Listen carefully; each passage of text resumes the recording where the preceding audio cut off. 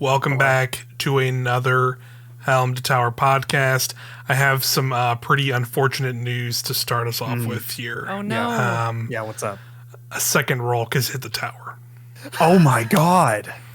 Holy shit. It's a really Can tough you time. believe it? I can't They made believe a it. second one. They made a second Rhulk. I can't believe it. Oh what my he's done to God. us. It's really, really unfortunate for everybody here in the Destiny 2 community.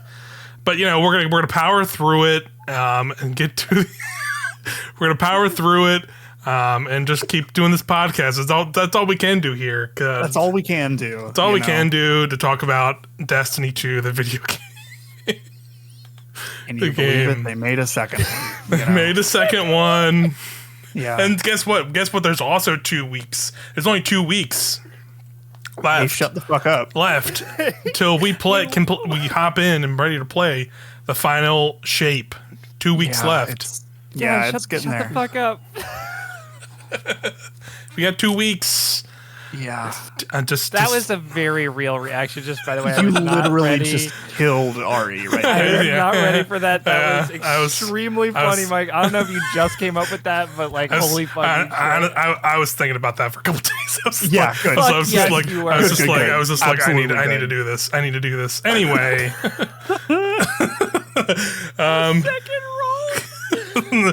roll. Destiny 2 has happened. Destiny 2 is happening. Tons of stuff happened this week. Like a second Rhulk in the world of the third week of Pantheon. Rhulk 2. Rhulk Dose. We had that. We had 0 hours back in the game. We can play that now in the game. I think we all three of us do it. My brains. I haven't we did it with done someone it else, yet, right? actually. Yeah, right. That's I've been doing everything except for that for no reason in particular. Yeah. It's good. It's Watched a lot of people fun. do it. It's 0 hour. Yeah, you know? is. It's a lot of fun. That's great. It's a lot of fun. And on top of that, Bungie has dumped like a truckload of stuff on us. Blogs, twabs, trailers, all kinds of stuff dropped this week to talk about.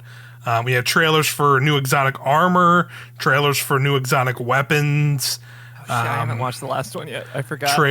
We had the Dev Insight blog going over some weapon tuning that is happening for the final shape. And then also we had the TWAB this week as well that went over some updates to weapon enhancing that's coming. They've talked about it before, that we're spreading weapon enhancing out further to more weapons in the game, and they're doing that. So they go over that stuff.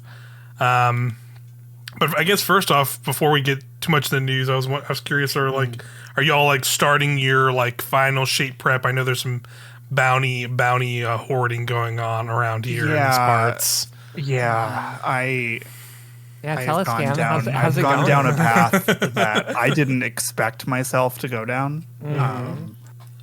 I think it's Podcasting about Destiny entirely enables you, is what I'm I saying. think it's entirely the fact that the raid is 3 days after this thing launches. Where I'm like, I should probably do something, but I already have 1 million XP and bounties prepped, so I'm probably good. But no, I've just been going through and doing a ton of cleanup and prep and trying to play around and practice some DPS stuff and practice using different exotics that I haven't really normally. Sure.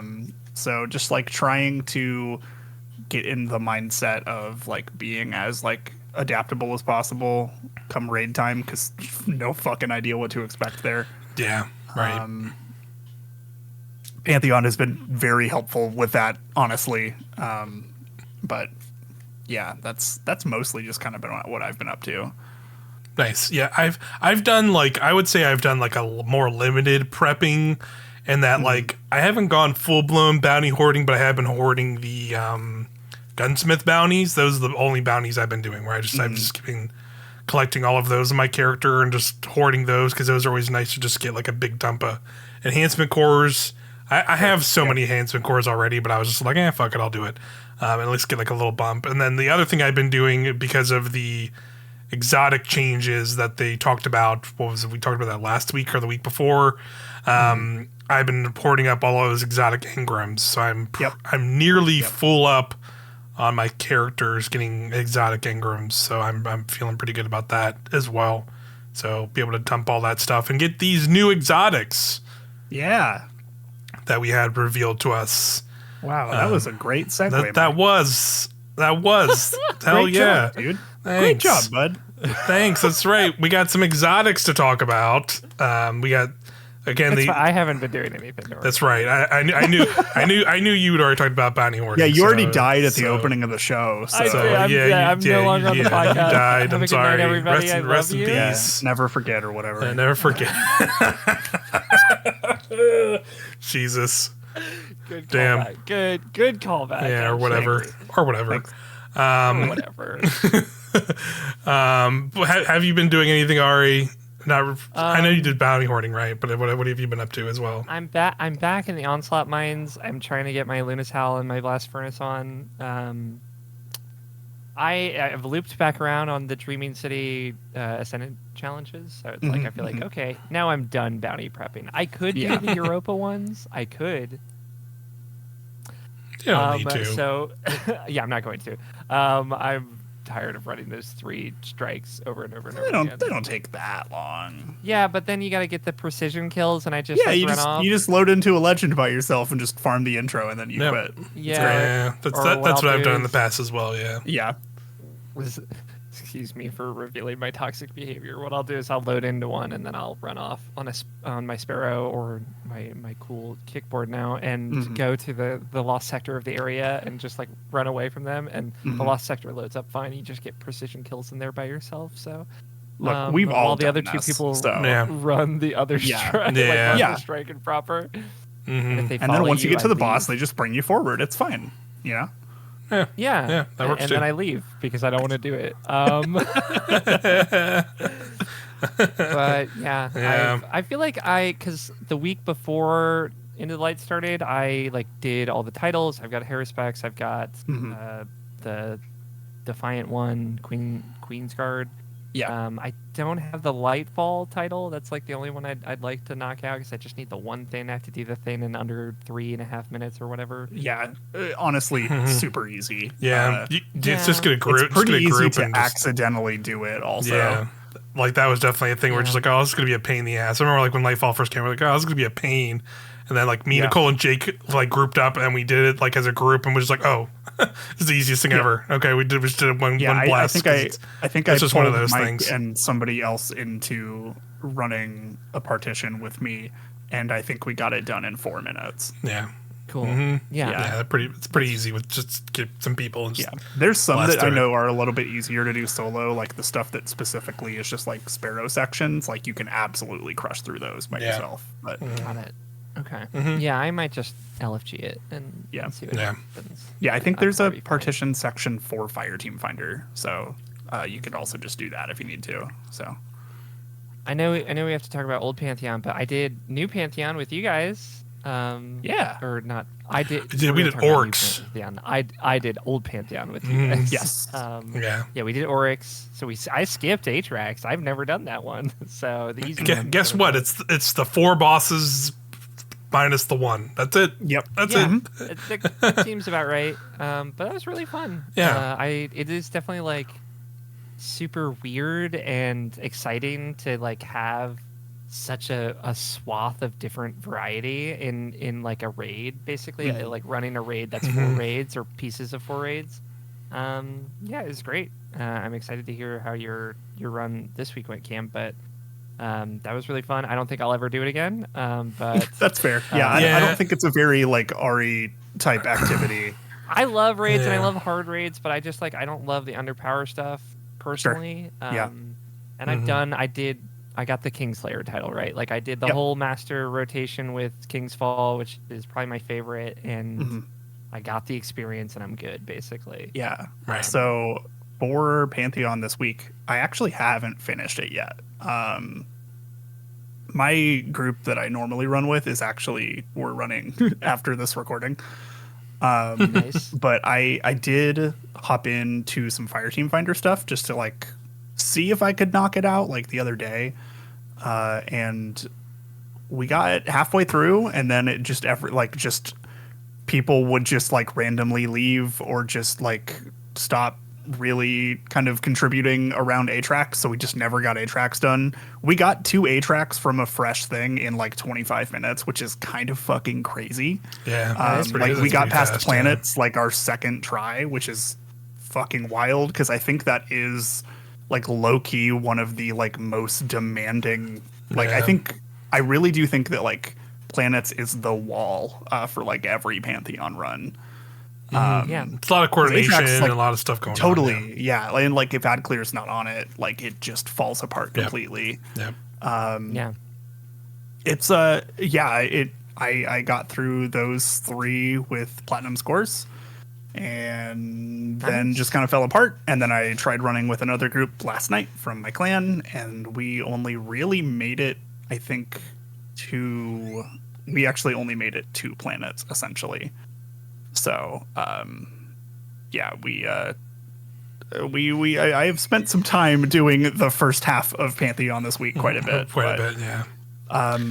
It's fun. I apparently just had a fucking like god roll crux termination just hanging out in my vault with a fucking reconstruction bipod. Yep, I have that one as well. Great. Turns out great. It's really good. Turns out great. You just shoot 4 rockets in one phase and then stash it. It's awesome. I love that thing. Really good with Arc Surge, let me tell you. Yeah, I was definitely going to I'm running Oryx with my clan tomorrow because they want to get a Oryx clear.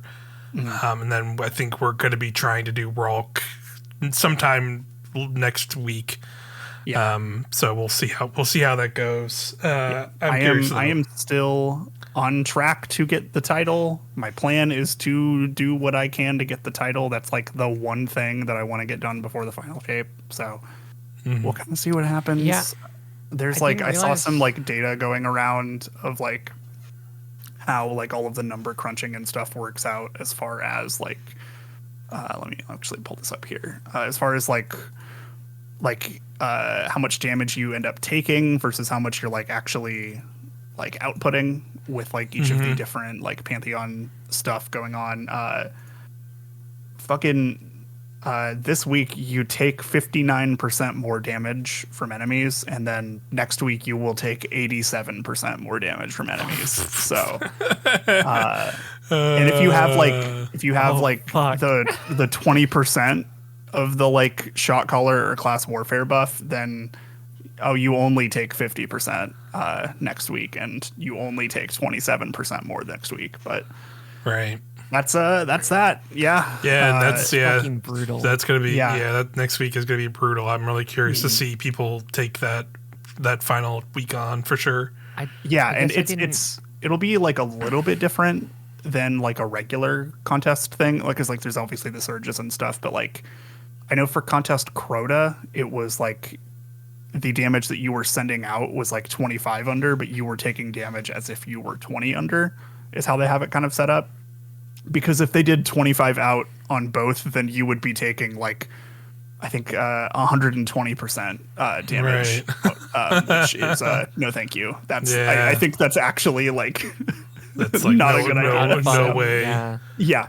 I mean, it's basically GMs, right? Like, which I also would argue is super unfun. I didn't realize, I guess, that for the last week, it's 2 weeks, and they're adding both the final bosses next week.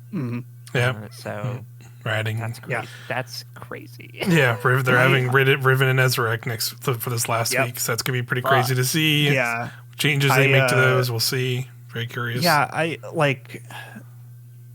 There is also like I think there's also been like I have seen a good amount of like community sentiment on like this week in particular. I think is the point where people are just like it is like very much like starting to divide into like a you can either do this or you can't type of thing. Sure. And a lot of people are definitely, I think, starting to struggle with that and kind of grapple with that very publicly. I mean, back in Witch Queen, like that was Rhulk just in general when that was contest mode, right? I remember that was like such a thing because he was like brutal. And watching people clear him was like crazy. And like seeing the people that I watch, like Fallout or whatever, that are like, I know these guys are really good, and they're like 19 hours deep on Rhulk right now. And it's like, that's serious. That's really serious. I think my team for Rhulk, like we went for 26 hours on the entire raid, and we just had to tap out at Rhulk. We just could not like feasibly do it. That's gonna be next week too. Is like he's gonna be such a hurdle for people to get past. And there's two of them. A second Rhulk is at the tower. Exactly.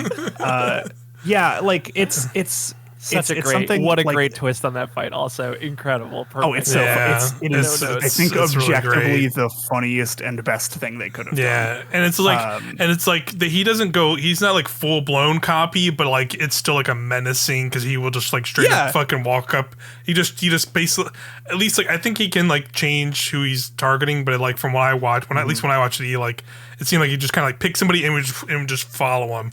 So it seemed like the strategy was just like that person's basically straight just up. Like people are having to like kiting Rhulk straight around up like do a Shadow tank Rhulk roll in like a traditional MMO. It's crazy. I got to take aggro on Shadow Rhulk or else that's crazy, right? That's awesome. That's so awesome. Bungie's like having the fucking time of their life with this shit right now. I'm honestly super excited to see what they do with the other two fights. But like there has been like, and like part of me feels like I'm putting on this like weird elitist hat by like kind of saying this, but like I don't know, like there's a lot of people who are like very upset because they're just like they're like, oh well, I don't know who like this type of thing is for, like it's like such a quick turnaround, they're only giving us like 5 weeks to do it, and I'm like I feel like if it's for you already know.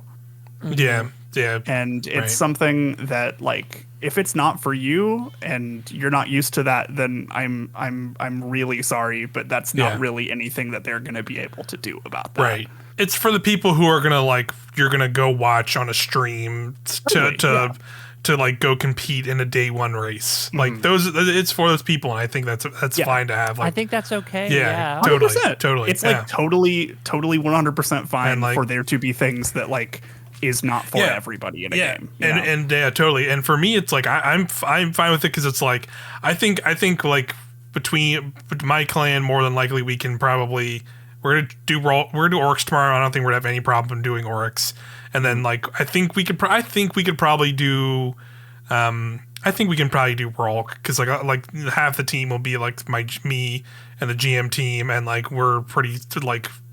We've done Conqueror Guilding like every season more or less, so like I think we'll be okay and like be able to be capable of that. But I think we're like even us are like I think we're good on that, and like that's kind of where we are. And I think some of it to be fair is like not necessarily like the hardcore challenge of it, but just like it's 8 bosses in a row. It's a pretty big it's a pretty big time commitment.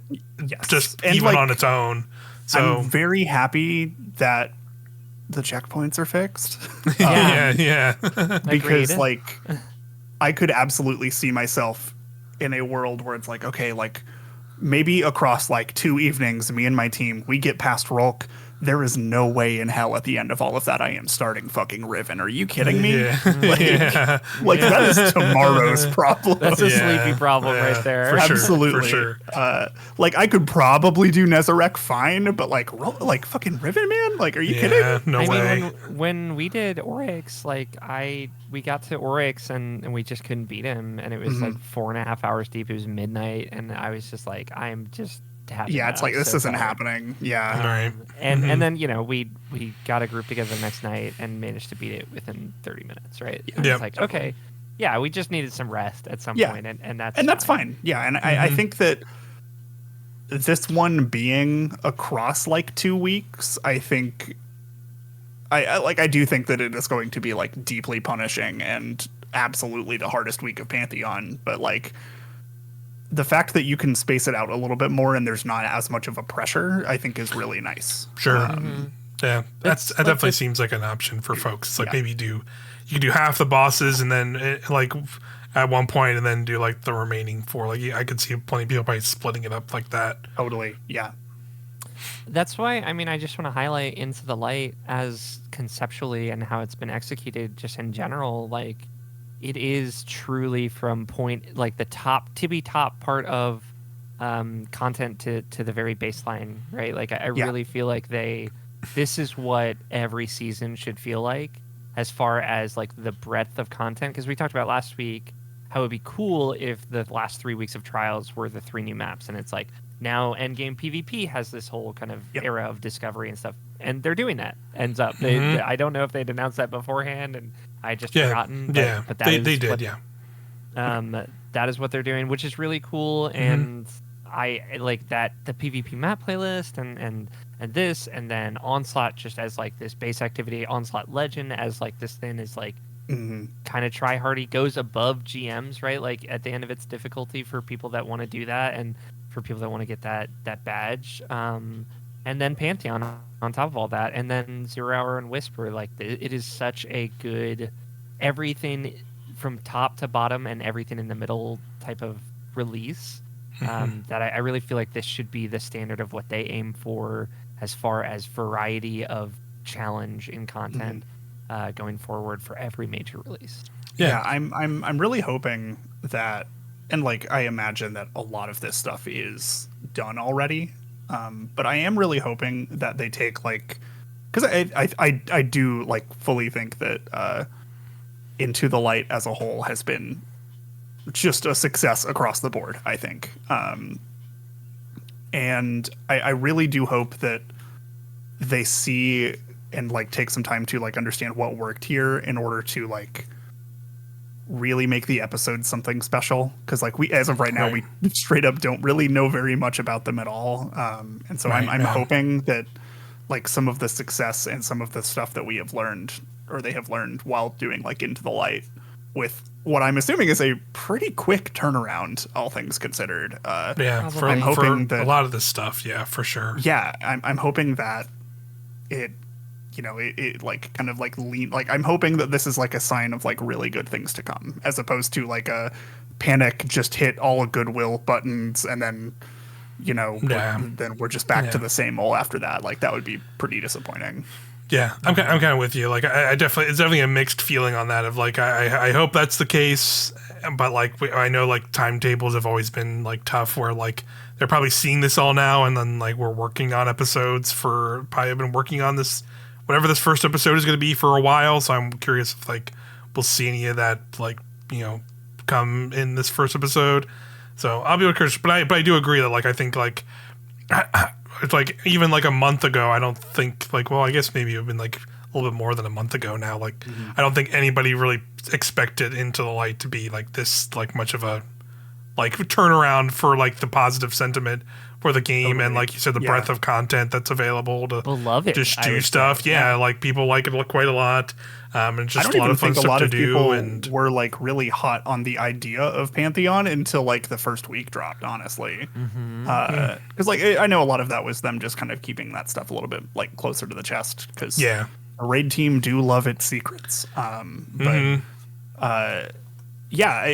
feel like I am just seeing so many people being like, yo, raiding is fucking awesome, actually. And I'm like, hell yes, it is. Let's go. Yeah. So that's me, for sure. I definitely think it helps that like how rewarding the thing is. God, like 100%. Like I think that's definitely the sentiment of just like, I finished like 6 patterns since Pantheon. Yeah, I've finished tons of patterns. I've gotten all kinds of adept weapons and spoils out the ass. Like the thing we've done, like we've made that spoils rant multiple times already on this podcast of like how stingy they are with that currency for no really good reason at this point. I am capped at spoils for the first time since I bought it. I have 140. Yeah, I think I'm crazy. I have spoils in the Postmaster right now. What the fuck? Yeah, it's awesome. It's like finally this good. This is like I understand. I understand like not everything can be that way in for rating because it needs to be like a worthwhile reward. But I think because this is like a limited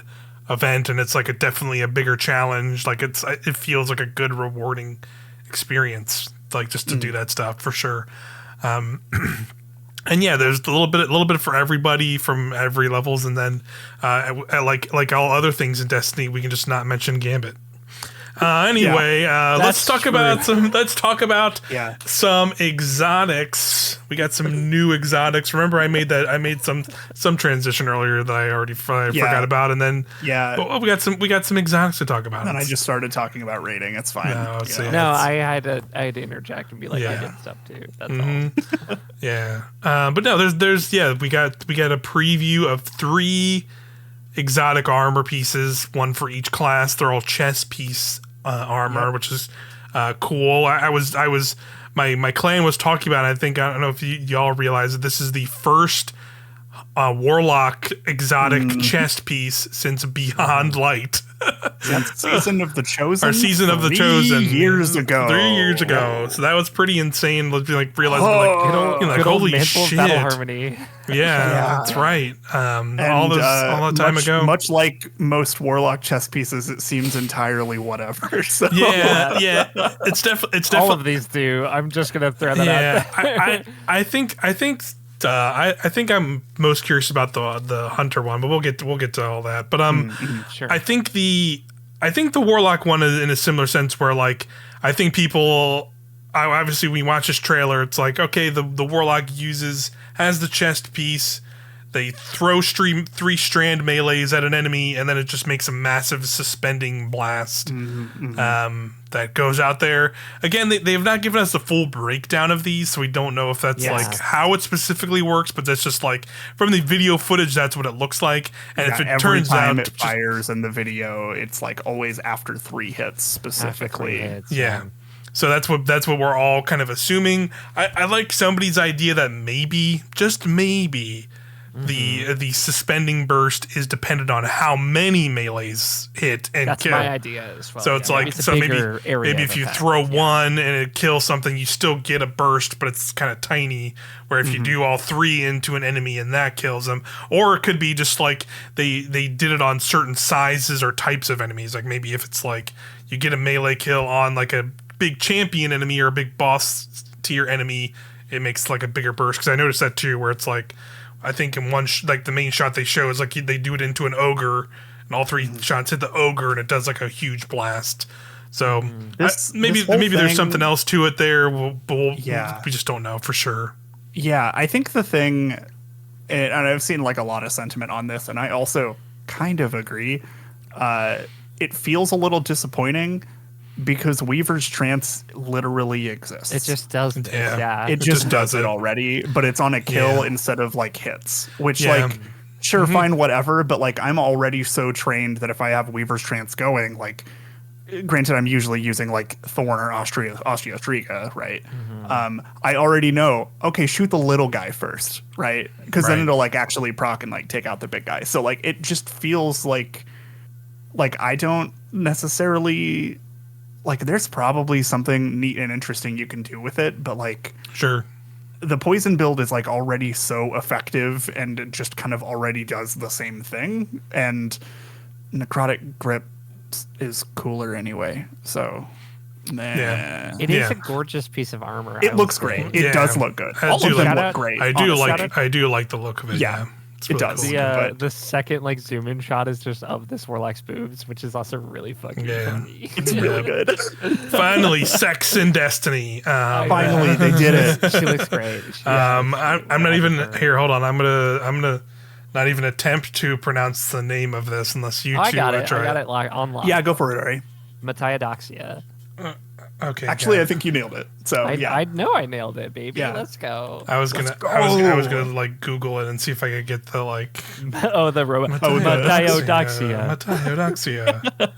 Pronunciation. It's this and Certarachne. I got it on lock, you guys. I took Latin for 3 years. I'm here for this weird shit. Let's go. Okay, yeah, and it's not pulling it up on. Probably not a word, maybe. I don't know. Yeah, it's not pulling it up on these translates. So, oh well. But yeah, it seems fine. Yeah, I'll be curious if people figure out some kind of thing to it, or maybe there's a little bit more to it. But yeah, initial impression, I was not super.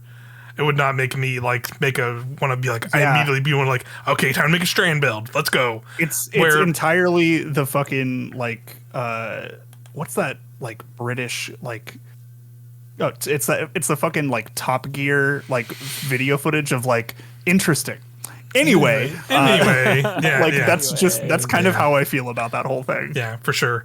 For sure. I will say, like, again, like, the one out of the three I'm most interested in is actually the Hunter one, which is Gifted Conviction. It's another chess piece where basically it makes it so when you use an arc aspect ability, it makes these like a little electric kind of mines burst out and they explode. They kind of look like the skip grenades, like kind of like tracker things, or like a little like Gallahorn burst. It's probably like one of the reasons they might have done that. Change the Gallahorn colors, so there's not many similar things looking like it. The reason I'm curious about this one, because again, they show it in this trailer. Like they show the first they show the arc, the Tempest Strike, which is like the slide melee. And, like, you kind of get a brief shot and you see him kind of, like, come out to the sides of that. I'm sorry, but, like, I don't care what they do. I'm probably never going to use Tempest Strike. I just don't think it's that good. It's it's never been good, and it's literally like, why would I use this? Because I have a forbearance. I have a forbearance or, like, an arc wave grenade launcher that has the same effect and is better, and I can use literally a better arc melee option. And then the other thing is they show the new I think it's called Ascension is the new arc hunter aspect where they aerial uppercut. They do the twirly thing up in the air and a bunch of bombs. The Donatello, that's a good one. Yeah, it does that. That also like amplifies and like arc jolts and stuff too, because we've seen other footage. So like that on top of the bombs like could be really potent depending on how that works. Now again, that is also on prismatic, so that would be interesting on this. Where you're like, they've shown footage of that like stranding, or you're like stranding around, and they do that twirl and like you can make a stasis burst come out of that, so you can like freeze and do those bombs, which could be really cool. The most interesting thing I think, and could be potentially really cool, is the other hunter aspect, which they didn't really show in this because like it's not like an ability full on just like those, but technically is. So I'm really curious if it works with this. And hope it works with this because it's called Lethal Current, and basically what it is like all it is when you do a hunter dodge, it makes your melee like super powered, and then when you punch something, it just sends out a big jolt explosion from that enemy that you punch. So it's basically just like a big super punch. That's why like a lot of people do like Assassin's Cowl Hunter with that ability where it's either I do it with the blinding punch just because I like the blind for like champion stuff and other things, but a lot of people do it for combination blow because combination blow is just like a super powerful punch on top of that. Fucking good. Yeah. So like people do like Liar's Handshake or Assassin's Cowl. So I'm curious if this procs on that, because like that alone could be really good. Where it's just like I wasn't sure what part of it procs it. I guess like technically you would do the hunter dodge, because the hunter dodge is what gives the current ability procking or whatever. So I'm curious if it's just like you hunter dodge and then a bunch of bombs come out of you, and it's literally just like a better version of Bombardiers almost at that point. Yeah. So I'm curious if it works on that, because if it does, I think this actually could be really good, because you can just do that dodge into a crowd of dudes, they all explode, and then you can just punch it, have like a big super punch also in between all that. So I think that could be cool if it works, but they just didn't really show it in this, so we don't know if it does or not. And I think if it works with that, I think it could be a really cool exotic and just make an interesting Arc Hunter build, which there's not really been for quite a while, because God forbid they like try and make an interesting arc exotic for a hunter that is not just like, please, we're gonna try and make this like the arc staff good, but we don't want to like make it too good because it's like a melee thing, and then every person I know who plays Arc Hunter, it's entirely the same build. There is one build, and it has been that for a long time. It's been that forever, and like I have a little bit of sentiment for that class just because like it was back in 2017 when I started Destiny, that was like my first go-to was Arc Hunter.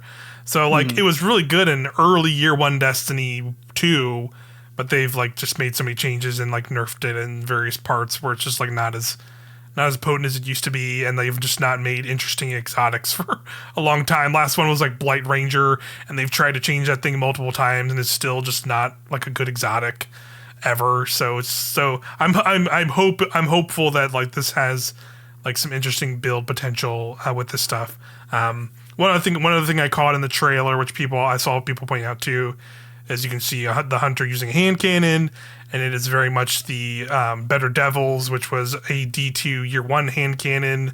Let's go. That people really liked because it was basically the one hand cannon that had explosive payload back then. That was kind of the hand cannon that had it. That's why I used it. That's why people liked it so much back in. That was that era of Destiny. The interesting thing about this though, because I noticed if you look at it, it has green in the ammunition, so it might be they might change it to a strand version of Better Devils potentially. That's what I'm going off, because if you look at the original one, it still has like the lights on it, but they're like white because it's kinetic hand cannon normally. But in that, it's green, and then in this new footage, so that's what I'm guessing is That'd they're be cool. updating it to a strand hand cannon. Which could be cool. I would be excited to get one of those, even if it's not good anymore. It was the first hand cannon I ever liked. So the bullets look green, so I think I think it's nice.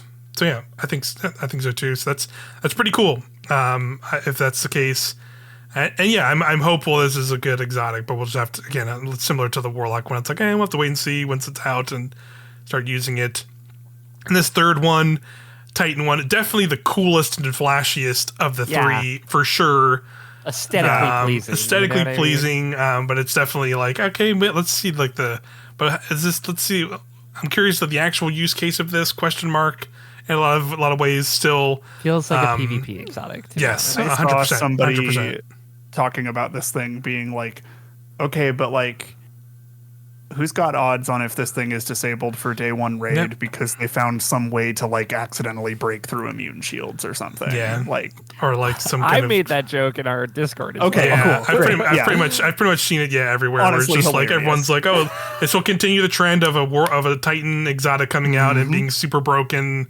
The first week, and then it's disabled, and then it gets like nerfed into the ground like 3 weeks later. It's just going to continue the trend. It's such a bummer, dude. It's called hazardous propulsion, and basically when you do either a Titan barricade or the on the arc subclass, or I guess also on prismatic, you can do the arc like burst, like the side, like the dodge or whatever, the thruster dodge. It makes like a bunch of freaking homing rockets shoot out of the top of the chest piece over your shoulders and then home in on and fly around into an enemy. It looks sick as hell, like for sure. I also saw that like they are specifically called Exodus missiles, and the armor has like Failsafe's logo on it, which is kind of cool. I saw people point that out too. It looks so some hot shout out. They put her into that chest piece or something, and she's going to talk the whole time using that. Honestly, and then no one's ever going to use it again. But yeah, I like Failsafe. Yeah, people are just mean. People are just mean to women. It's fine. Accurate. Yeah, you're telling me. But yeah, it looks cool. But like you said, I agree. I think it is probably like going to be much more of a PvP used exotic rather than that. Just because like I'm trying to see a scenario where it's like, all right, I can see someone maybe trying to fit this into like a DPS thing, but I just see this scenario where like they're trying to use it in a well, and then it's like, you know, rockets are flying off and they're like flying into the back of people's heads. So there's ads around and the rockets are just like flinging off into different directions instead of going to the boss or something. Because I just see those scenarios happening potentially with this thing. People are already mad about the tracking on it, and it's not even out yet, probably. So. Yeah, probably. Totally. Yeah. We don't really know the damage, and obviously the damage of it too, of course, is definitely curious about as well. Yeah. So yeah, that's the one that I think I would be like. That's the one that I look at and I was like, oh man, like I want that. That sounds super fucking fun. Yeah, it just looks fun. Yeah, to just mess around with. I at least want to try it for sure. So yeah, it's pretty cool. And then also I noticed in that trailer as well. I was gonna bring it up too. Yeah, there's like it's towards the end.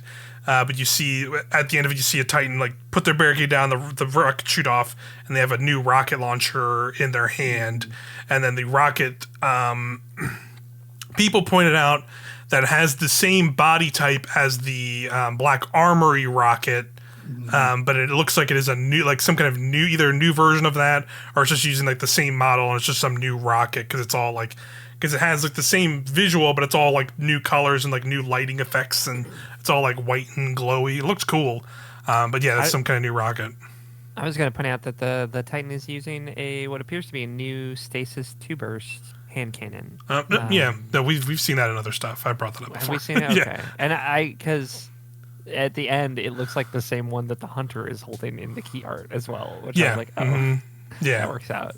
Yeah, I didn't know. Maybe I didn't realize it was stasis before. Yeah.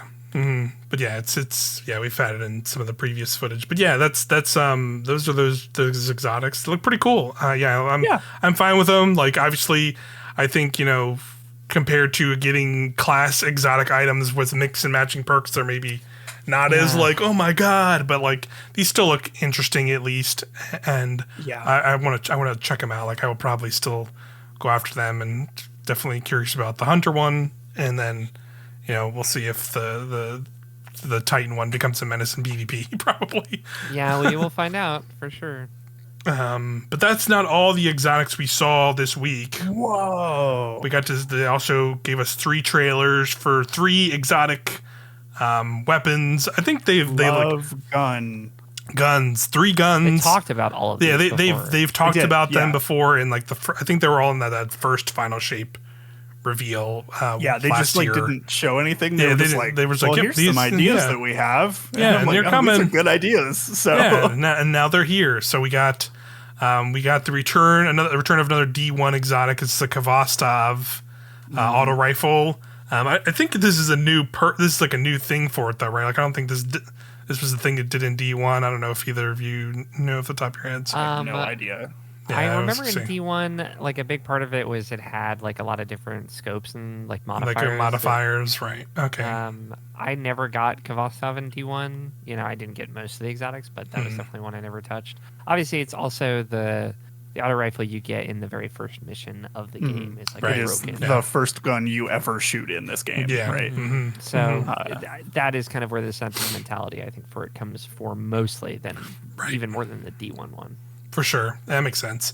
But they showed in this trailer where now it just seems like they said it's every 7th bullet becomes like a super mega like ricochet bullet, and you can see it in the trailer where it's just like they're shooting, and then it's like one like super bullet comes out, and it's all like white and glowy, and it's straight up just like bouncing between enemies and like one-shotting them. So it's not like So it's like kind of it's like a single ricochet round that is like super powerful. So it's not just like a standard ricochet round. Every 7th bullet ricochets undersold the fuck out of what that thing was doing. Yes. Because that looks super fun. Yeah, because you read and you're just like, whatever. But then you've watched the trailer, you see that bullet ricocheting between like orange bar hobgoblins and just like murdering them instantly. You're just like, oh, okay, that is pretty potent. So that's an interesting one for sure.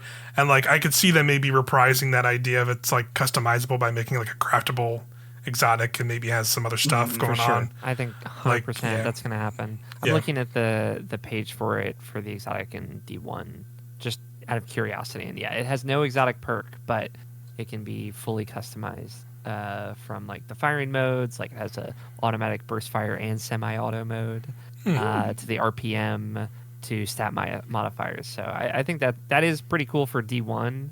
Yeah, I'm excited to see if this is craftable, what they do with it in D2. Yeah, that could be pretty cool then. Yeah, for sure.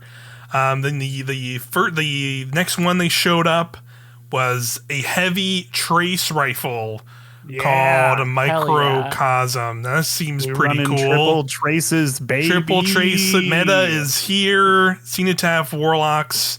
It's your time, baby. We stay winning. We stay winning. We were wondering about like what like if it does like damage to void arc and all that. It's like it just does extra damage to all shields. Yeah, it just does. Cool. It does extra damage to all shields, and then somebody in my clan pointed out they with keen eyes that it seems like there might be more to it than that, because if you look in some of the footage, in one shot, when it gets a kill, it's like the beam has like a void, or the enemy has like a void, like disintegration, and in another shot, it's like a strand, like death, like in a different shot. So I'm curious if it's like you can change its somehow change its like affinity. Like maybe it's like dependent on your super or something. Yeah, it does something extra. To like whatever. What's the fucking tessellation? Maybe it's gonna be like similar to that or something. Yeah, or it's like maybe it's like a shield thing. Like you destroy a shield and your gun becomes like that energy type for like the rest of that magazine or something. That'd be kind of neat, honestly. Yeah. So I'm curious too, and it seems like it also does pretty decent damage because they use it like on a big ass Hydra and it just melts it pretty fast. I mean, I would hope so if it's taking up a heavy slot. Yeah, so 100%. I'm definitely curious to see how a heavy trace is going to do. And it's a cool idea. Just big laser beam. I'm down for that. Yeah.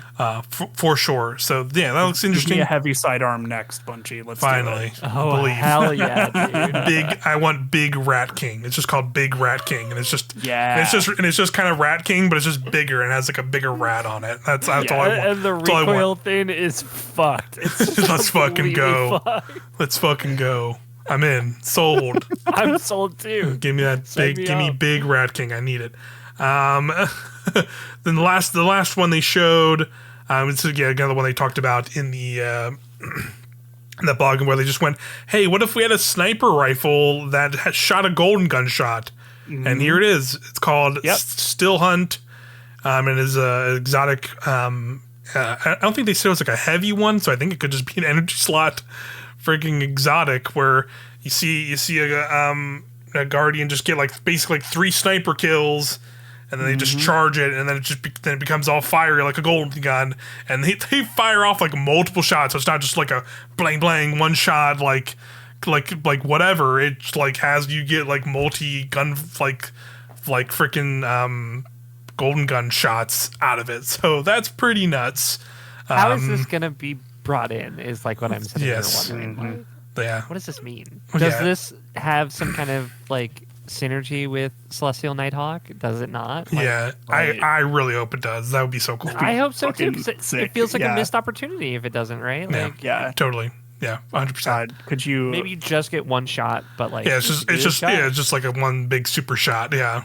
God, could you imagine the amount of damage you could put out as like you have golden gun on your hunter already, and then you also rock this? Yeah, that's awesome. That would be I'm really stoked to see that. Yeah, I'm imagining like this is like them trying to make something competitive to Izanagi, right? Like for sure, like something in the energy slot specifically, because this definitely looks solar. So it's like, okay, this will give those people that like the swapping mechanic and all that something else in a different slot to work with.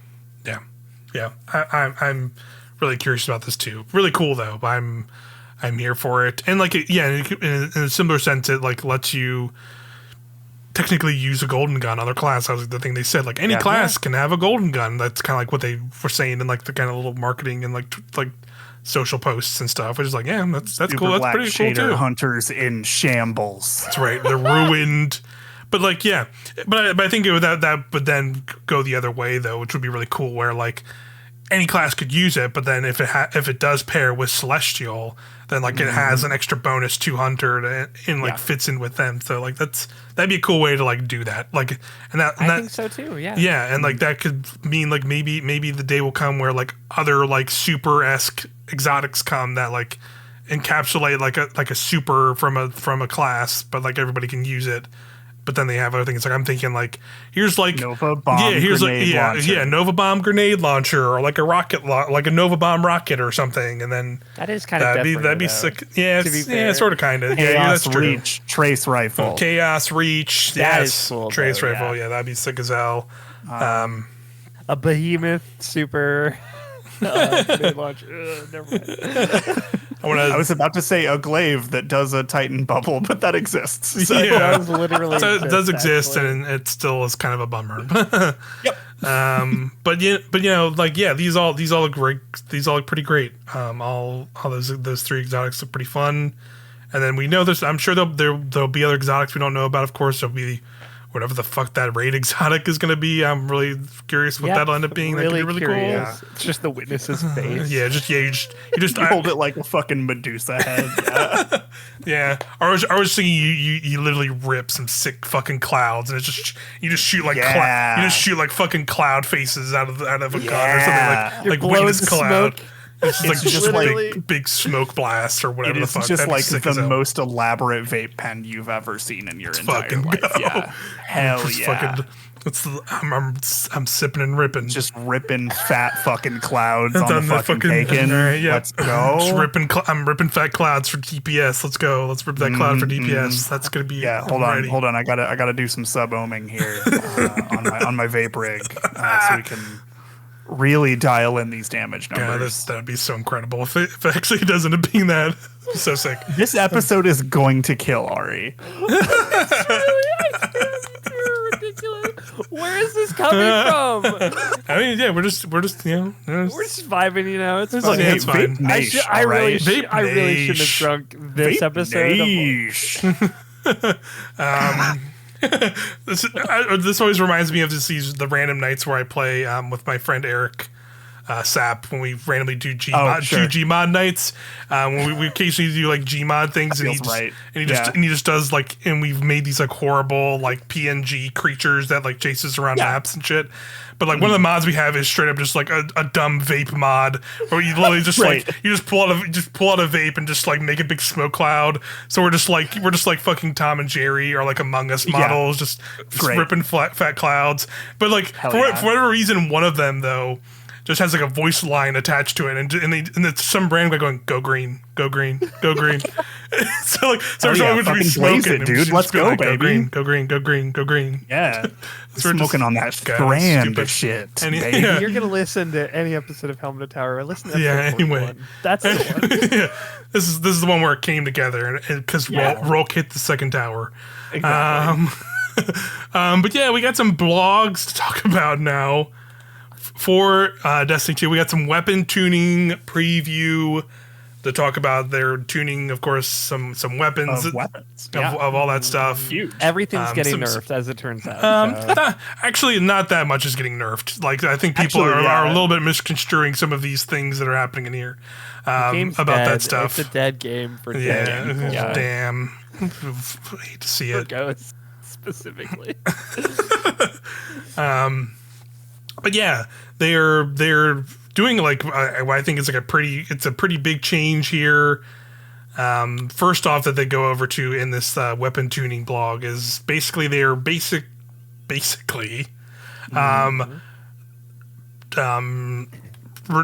reducing all of the mods that you slot into weapons for like weapon damage, like minor spec, major spec, boss spec. All of them are essentially being kind of like baked into the guns normally, and they're getting rid of those mods. So this is just including Taken spec and Adept big ones. Those are also going away as well. But I'm honestly surprised that Taken spec has been in the game this long. Yeah. Every time I am like, oh yeah, Taken spec exists. And it's better than the other ones. Yeah. Weird. For this very particular thing. So yeah, they're finally doing it, and they're basically they're more or less baking them into the guns naturally, like they did like Dragonfly Surrounded Rampage had spec mods as well, and they baked them in before. Now they're just doing this across the board. So I'll just go over kind of like the little bit of specifics of what they say here. It says like they said they rolled back Dragonfly Surrounded and Rampage into the base functionality of those perks. And now we're coming for the rest of the spec mods. We've increased the base weapon damage almost universally, making exception for weapons that were already overperforming or that we buffed very recently and have retired, again, the following mods we mentioned. We already are happy with the damage output of exotic primary weapons and trace rifles. Trace rifles. At first, when they said this, I was like, I don't know about this, y'all. But then we'll get down further, and that turns out they are buffing them anyway. So we only slightly reduced their damage bonus versus red bars. In most cases, this means their damage output is roughly unchanged. And then they reduced, they reduced damage bonus versus minors from 40 to 30%, except for Fighting Lion. So again, it's like kind of a little bit of a nerf to exotic weapons, but like they're still going to be really good. I think it's still a 30% buff. Yeah, across all other weapons, and like they didn't have the mods in them to begin with anyway, so like they're still like going to be better than some things overall. Again, I think this just like a little will less feel largely spicy, changed, which is a bummer. But yeah. Included below are the matching damage changes by weapon archetype. Note that we made some exceptions for exotic weapons that were already performing strongly and applied some buffs just to specific tiers of enemies, except when noted these changes are in PvE only.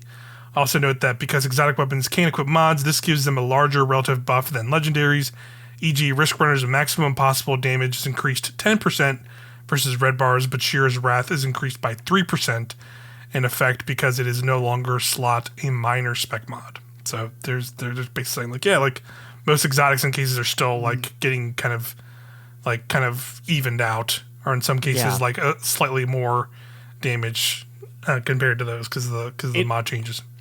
It is interesting that because I know a lot of the sentiment around this mod removal, which I think makes a lot of sense, is I mean, it's good that you're giving us the ability to slot stuff, because otherwise you're just all right, major minor boss spec on everything, right? Yep. And now it's okay, cool. Backup mag, great. Backup mag on everything. That seems like it's pretty much the direction now. Maybe counterbalance on a couple of things, I guess. Yeah, I'll put those on for PvP if I'm playing, but for the most part it's all right, major minor spec, backup mag occasionally, but now it's just all backup mag. All of them, right? It's backup mag. Most of them are PvP, really. At this point, Icarus grip, there's the confetti one. There's the sprint. There's the sprint grip one. There's a sprint grip one. Oh yeah, there's the radar tuner. Radar tuner. There's the sling, which I think is the faster weapon swap. Yeah. So they're pull up what they are, but PvP. I don't want to. That's most of them, I think. That's most of them, and all of them are kind of just PvP. And I guess jumping ahead a little bit, but they do mention that they do plan on doing some mod updates in the future. So this seems like it's maybe new weapon mods, maybe. Yeah, so this seems like it is kind of the step one to get to that point. Yeah, targeting adjuster is another one. Freehand grip, which is hip fire accuracy cone. Grip. Oh yeah, right. Imagine everybody's favorite. Radar booster and radar tuner. There are two radar ones. Yeah. And then sprint, and then all the adept ones. Yeah. Yeah, it feels like there's just really not a lot going on in that slot right now. You know what I mean? Yeah. So this will pretty much make it so everyone's just gonna run backup mag, and that's probably it. I think this is the right call. I remember. I think it is too. On whatever is my auto-loading blinding grenade, if I need to break that up for jams, I would always put quick access sling on that, right? Yeah. And that's it. Right. That's about as exciting as it ever got. Mm-hmm. And I do targeting and counterbalance depending on the gun for PvP, but that's it. Yeah, I don't know. That slot is going to feel weird for that first episode, I imagine, when there is nothing new to put there. Yeah. For sure. Yeah. If they add anything at all, honestly, I don't really know. I could see them just deprecating that slot over time. Honestly, and just baking, everything gets a slight stat buff, but yeah. All right. Yeah. Or I'm gonna go the other direction and go full copium mode, and they bring back potentially stuff that was charged with light and charged with light and war mine cells, and maybe this is the avenue to bring stuff, at least maybe not those specifically, but stuff I don't know in if that war mine vein. cells are ever coming back. Yeah, I don't think those are, but just that the concept of here's mods that fit in with this weapon and give them an extra thing to kind of do. Mm-hmm. Or a mod that makes it so multi-kills drop orbs without having to put it in your helmet. Yeah. Just something like that. Something like that, yeah. Yeah, I'd be open to that kind of stuff too, where it's put some of that stuff back on the weapons, where they used to be on the weapons kind of, and now that opens up potential more slots for things to put in your armor. Because it does feel like these days there is kind of very specific mods you're kind of just always putting. Where it's just you're kind of always I'm kind of pretty much always putting making mods that match my subclass or orb generation on matching subclass energy mods pretty much always in my helmet, or heavy ammo finder. That's pretty much it in that one. The other one's like, my whatever ability that's like kind of more potent to my build that I'm already rocking is like what I'm going to do on this one. Then I'm going to run like whatever resistance is needed for the specific activity. That's pretty much always what's there. And there's like not much else than that. Like it's either I'm doing those kind of things or I'm doing like if I feel like I'm doing like a more extended version of PvP, then I'll swap in the PvP ones, and that's it.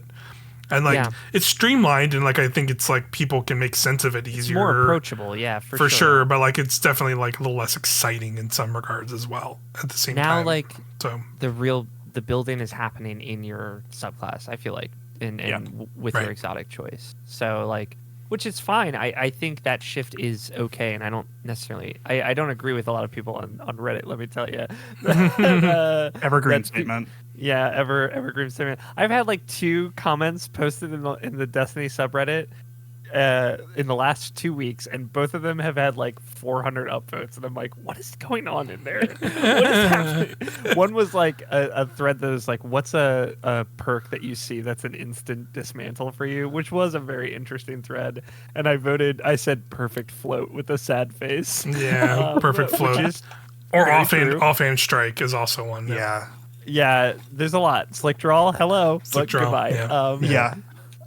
And I went to bed, and then I woke up, and I just saw the notification on my phone. Like, your comment has 400 upvotes. I'm like, a lot of people fucking hate perfect float, I guess.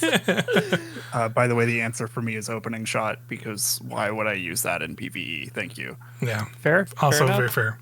But anyway, weapon buffs coming. Yeah, right. No, it's fine. No, it's good. Talk about all that stuff. So pulse rifles, bless up, 20%. Here we go. Damage versus all combatants. A few of these weapons are getting damage against all combatants. 20%. Pulse rifles are fucking feasting here. We're so fucking back, this isn't baby. Even everything yet. I know. We're so fucking back. I can't. This is so good. I know. 20%. We better get those really good crafted outbreak perfected, because holy shit, are they going to be good? Yeah, the final shape, like holy shit. Exceptions though are Graviton Lance and the Revision Zero Heavy Burst mode. These both have intrinsic PvE damage buff built in, so they will probably still be pretty really good. Graviton Lance, we would have a problem. I think we'd have a big problem. Yeah, for sure. It'd be really really good. It's already really good. Yeah. Pellet shotguns are getting a 10% buff. Exceptions are Legend of Acurus, Tractor Cannon, Conditional Finality, Enforcement, basically all the exotic ones. Makes sense. I feel like they could buff Tractor Cannon and nobody would notice. No one would care at all. Yeah, no one. Not no what one you're using it for, Yeah, we pretty have much. like just every patch, just up it by 1%, just to see who figures it out. See who does it. They're just like, oh. Until like it actually can like kill something really really reliable. I think people will be like, oh, one shot's the witness. Like it's like, oh crazy. shit. But next up we got slug shotguns are getting a 9% buff. I'd be curious if they bring those back into any kind of DPS, because I know for a while like the slug shotgun swapping, the double slug meta was honestly super fun. I really enjoyed it. So I'd be curious if this is like enough to like bring them back in that vein, but I don't think so. But we'll see. Not. Hopefully it's like right below the edge is my guess. Yeah, and then I can see that. Yeah. Yeah, fusion rifles are also getting a 7% buff, which I'm always down for that. Fusions are already pretty good, and so like them getting even a little bit better. Again, very good. Exceptions 1,000 voices because it already got a buff. Sniper rifles getting a 7% buff. Izanagi, Burden, Hone, Edge shots, and Cloud Strike Storm. They're those exceptions. So I guess like does that mean normal Izanagi shots will still be buffed? I believe so. Yeah. And then Cloud Strikes Storm. It's like they will like I guess those parts of them lightning strike. So those parts of them will not getting this 7%, but the rest of it makes sense. Yeah, I'm fine with that as well. Glaive Gang projectiles 7%. Glaive Gang. Linear Glaive in the comments, please. Everyone. Yeah, Glaive. Keep believing. Linear fusions also getting a 5% buff. I'm good with that because I feel like whatever nerf they did to him a little while ago, I think was like too much in my opinion. But like you know, a 25% nerf, I think. I don't think they're like bad by any stretch, but like they definitely like 5%. I'd be like, okay, let's see how it goes. One of those like we're forcibly shifting the meta at this point. Like, I think we'll probably see them a little bit more just because like rocket launchers and grenade launchers kind of got fucking nothing. Yeah, for sure. So understandably, because they're the kings. They're they're still some of the best stuff for sure. And they probably will be able to eat a 7% nerf just fine. So yeah. So the next part up is increased damage versus miners, which are red bars. This stacks with the PvE damage increase. Sidearms, trace rifles, scout rifles, and bows all 20%.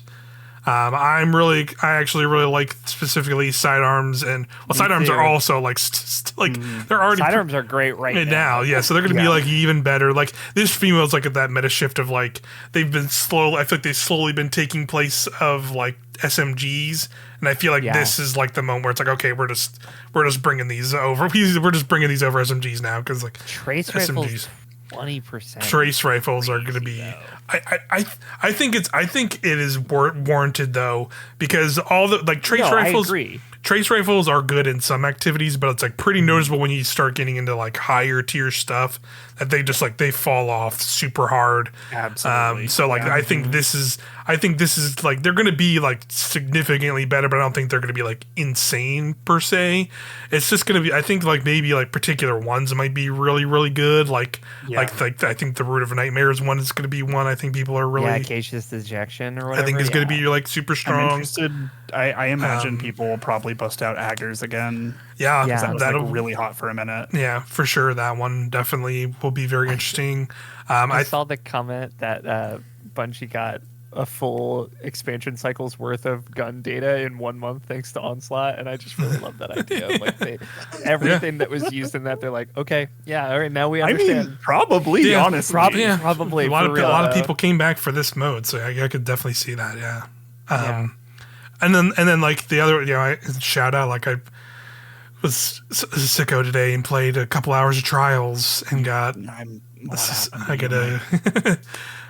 You're bounty prepping. Do not judge him, Cam. Yeah, I was gonna say. I'll judge people for playing Trials. That's completely different. It was pretty funny because like I was like, it was definitely that moment where it's just like, did I play even like any Trials at all this season? And I went up to Saint and just saw like no progress on the track, nothing done. So I was like, okay, yep, didn't play any.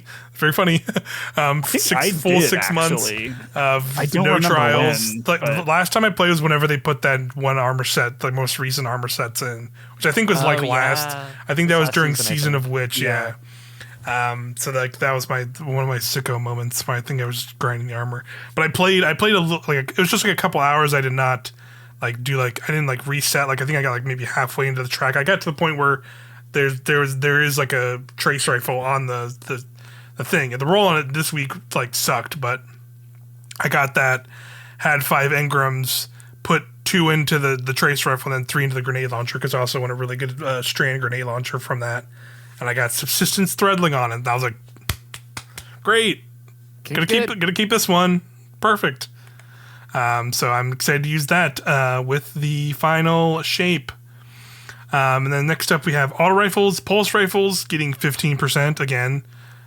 Pulse rifles eating good, and I love to see it. On top of the 20%. Yes. So like a 38% buff total against red bars specifically, but that's So that's then they say here, pulse rifles will do 1.2 and 1.15 equals 38% more damage to red bars. and then an exotic pulse rifle will do 30% more on top of that. Yes, because they also mentioned this 15% it includes graviton and revision 0 heavy bursts. They're just going to be nuking red bars. Good. Pulse rifles are super fun to use. Are way up right now. Super up. And I think it's like a similar thing what I just mentioned with trace rifles, where like pulse rifles are generally pretty good in some content, but you definitely feel the difference when you start getting into higher tier stuff, where like they've been getting better and better as they've been doing these buffs. So I'm really hoping this is going to push them into that territory where it's like, okay, hell yeah, they're cooking now. I mean, stuff like Outbreak and Graviton with like the AoEs clear is going to be nuts. It's going to be really good. Guaranteed bananas. Guaranteed. I'm stoked to use my blast furnace with Connect Tremors 1 for all. I think that thing's going to be good cooking as well. Yeah, that I got from that too. So there's call it Super Monkey Ball because it's bananas. It's bananas. It's a banana rumble. Next up, we got submachine guns getting a 10% buff. So there you go. So getting a little buff. That's good, actually. I like this a lot. Yeah. Some hand cannons are getting a 5% buff. I think this is fine. Like, I don't think they needed that much. They feel pretty good from whatever the last time they buffed them. Specifically, they just feel really good now. Once again, damage versus majors. So orange bars, trace rifles, again, 20% buff to those. Hell, good. Yes. Again, I think this was needed. Trace rifles needed a little bit of really bad. A little bit. They definitely needed a PvE majors buff for sure. Especially, yeah, for sure. And then they increased damage globally, including PvP for machine guns, which is 7%, and swords, which is 7%. So there you go. Those are in there. Why not? And then lastly, this was like the one nerf they mentioned in this. Oh, well, there's more nerfs down below, but this is in this little section here. They said splash damage from add clear exotic primary weapons was overperforming in the final shape when combined with the damage buffs listed above. So we pulled down slightly on a handful of weapons. So Sunshot, Trinity Ghoul, Polaris Lance, and Graviton Lance, their splash damage is reduced by 10%. I also was like, no fucking shit. Sunshot is like, come on. Like, that thing is. I think they will still be more than fine. That thing is stupid good. Sunshot is free on just about everything. On everything. Awesome, and like also like I think all of us at this point have like also a really good Zali's Bane, and that is essentially the same thing. Totally. And like that's getting a 5% buff, so like that's still going to be like extremely good alternative to Sunshot. Probably. So is that technically a 2% nerf because it's losing out on the mods? I don't think so. What were spec mods 7%? They were, yeah. Oh, maybe it is. I was assuming this stuff was like kind of equaling it out, and in some cases like buffing them even further. But I'm not sure. Explosive payload, like something like Zali's specifically, is gonna be fine. But for sure, yeah. But 100%. Also, it's 2%. It's 2%. Yeah, I also think these 4 exotics will still be really good.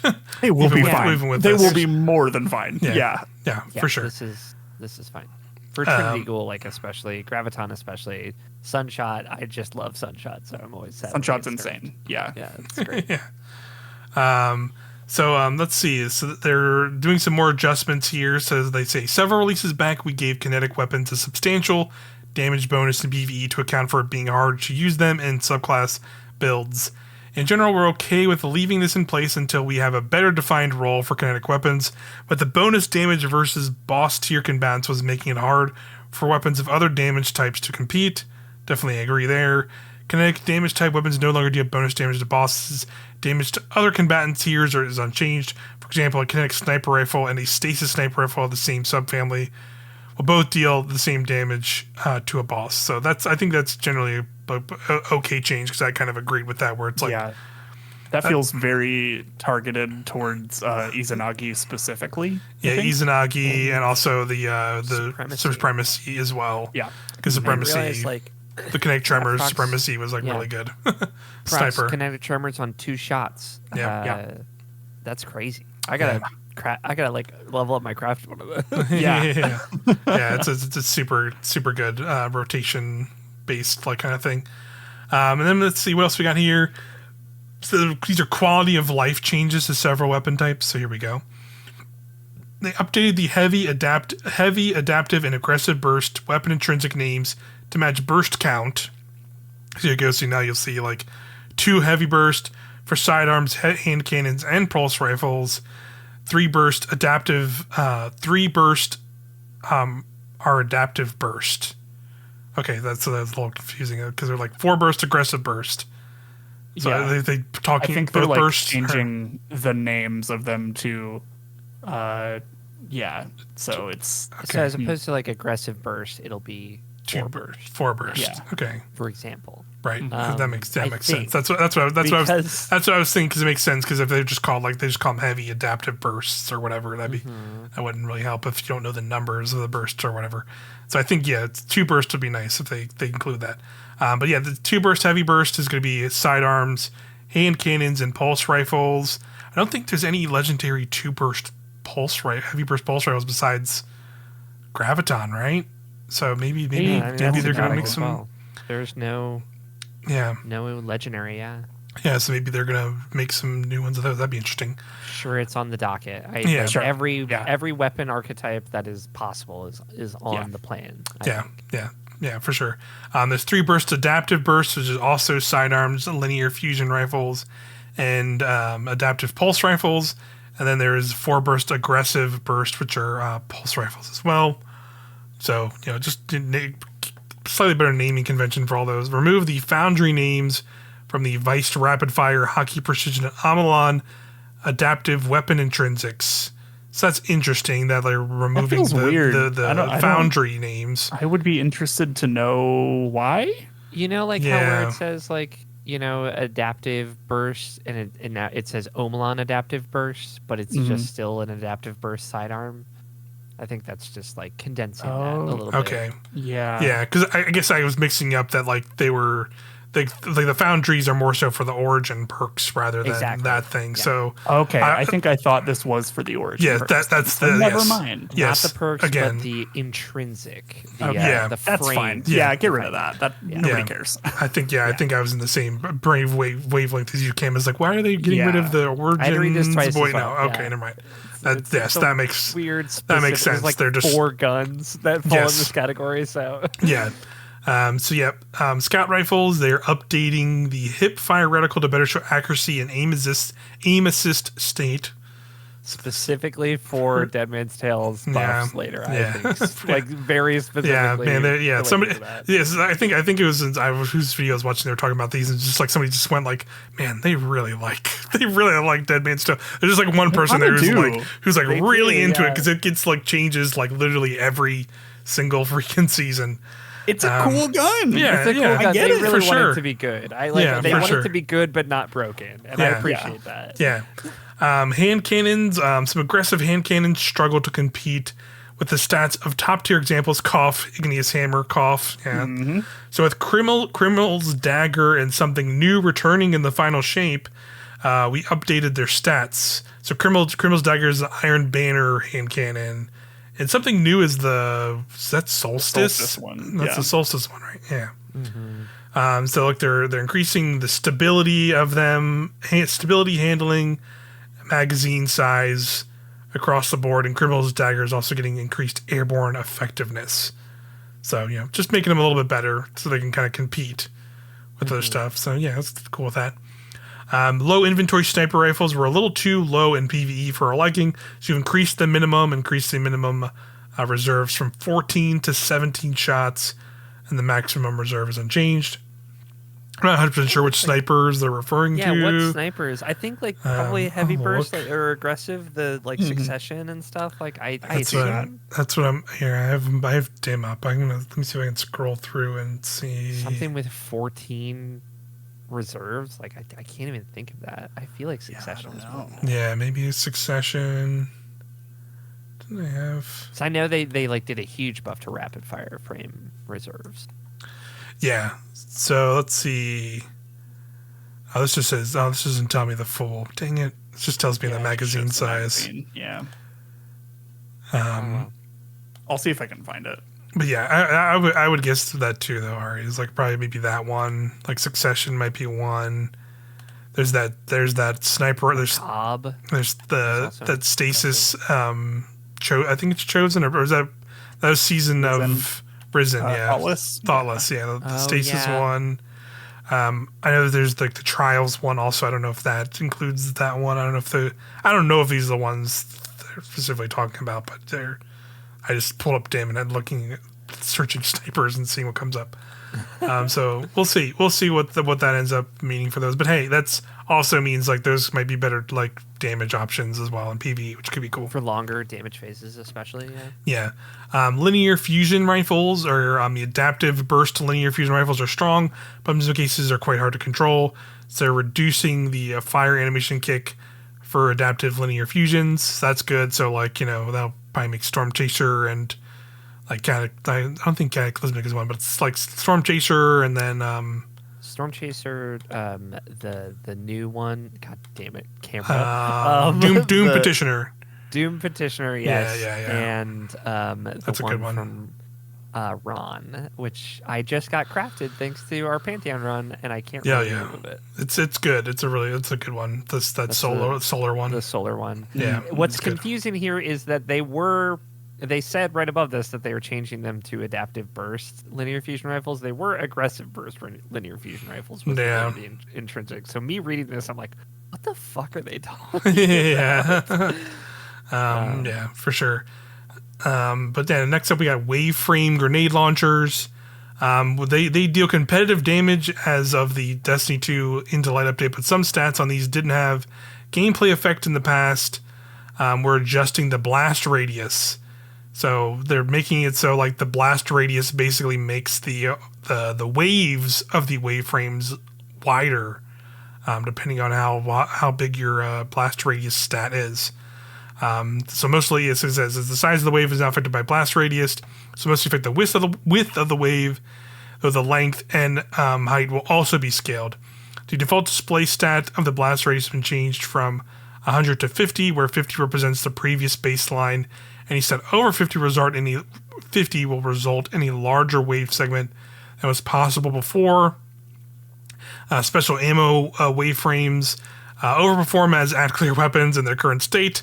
We pulled the length on the wave back a little, so they've reduced them from 22 to 15 meters, except for Dead Messenger. Yeah, I figured this. I figured a lot of nerfs to waveframe grenade launchers were coming, not just across the board, because Forbearance has just been so good for so long. It is so chain reactions. Good. Yeah, chain reactions getting nerfed, and this is getting hit. But I'm curious to see how this affects this stuff, because like they don't really like say it here, but I'm curious how this affects like heavy waveframes as well. Like this is like that could be make them more interesting as well.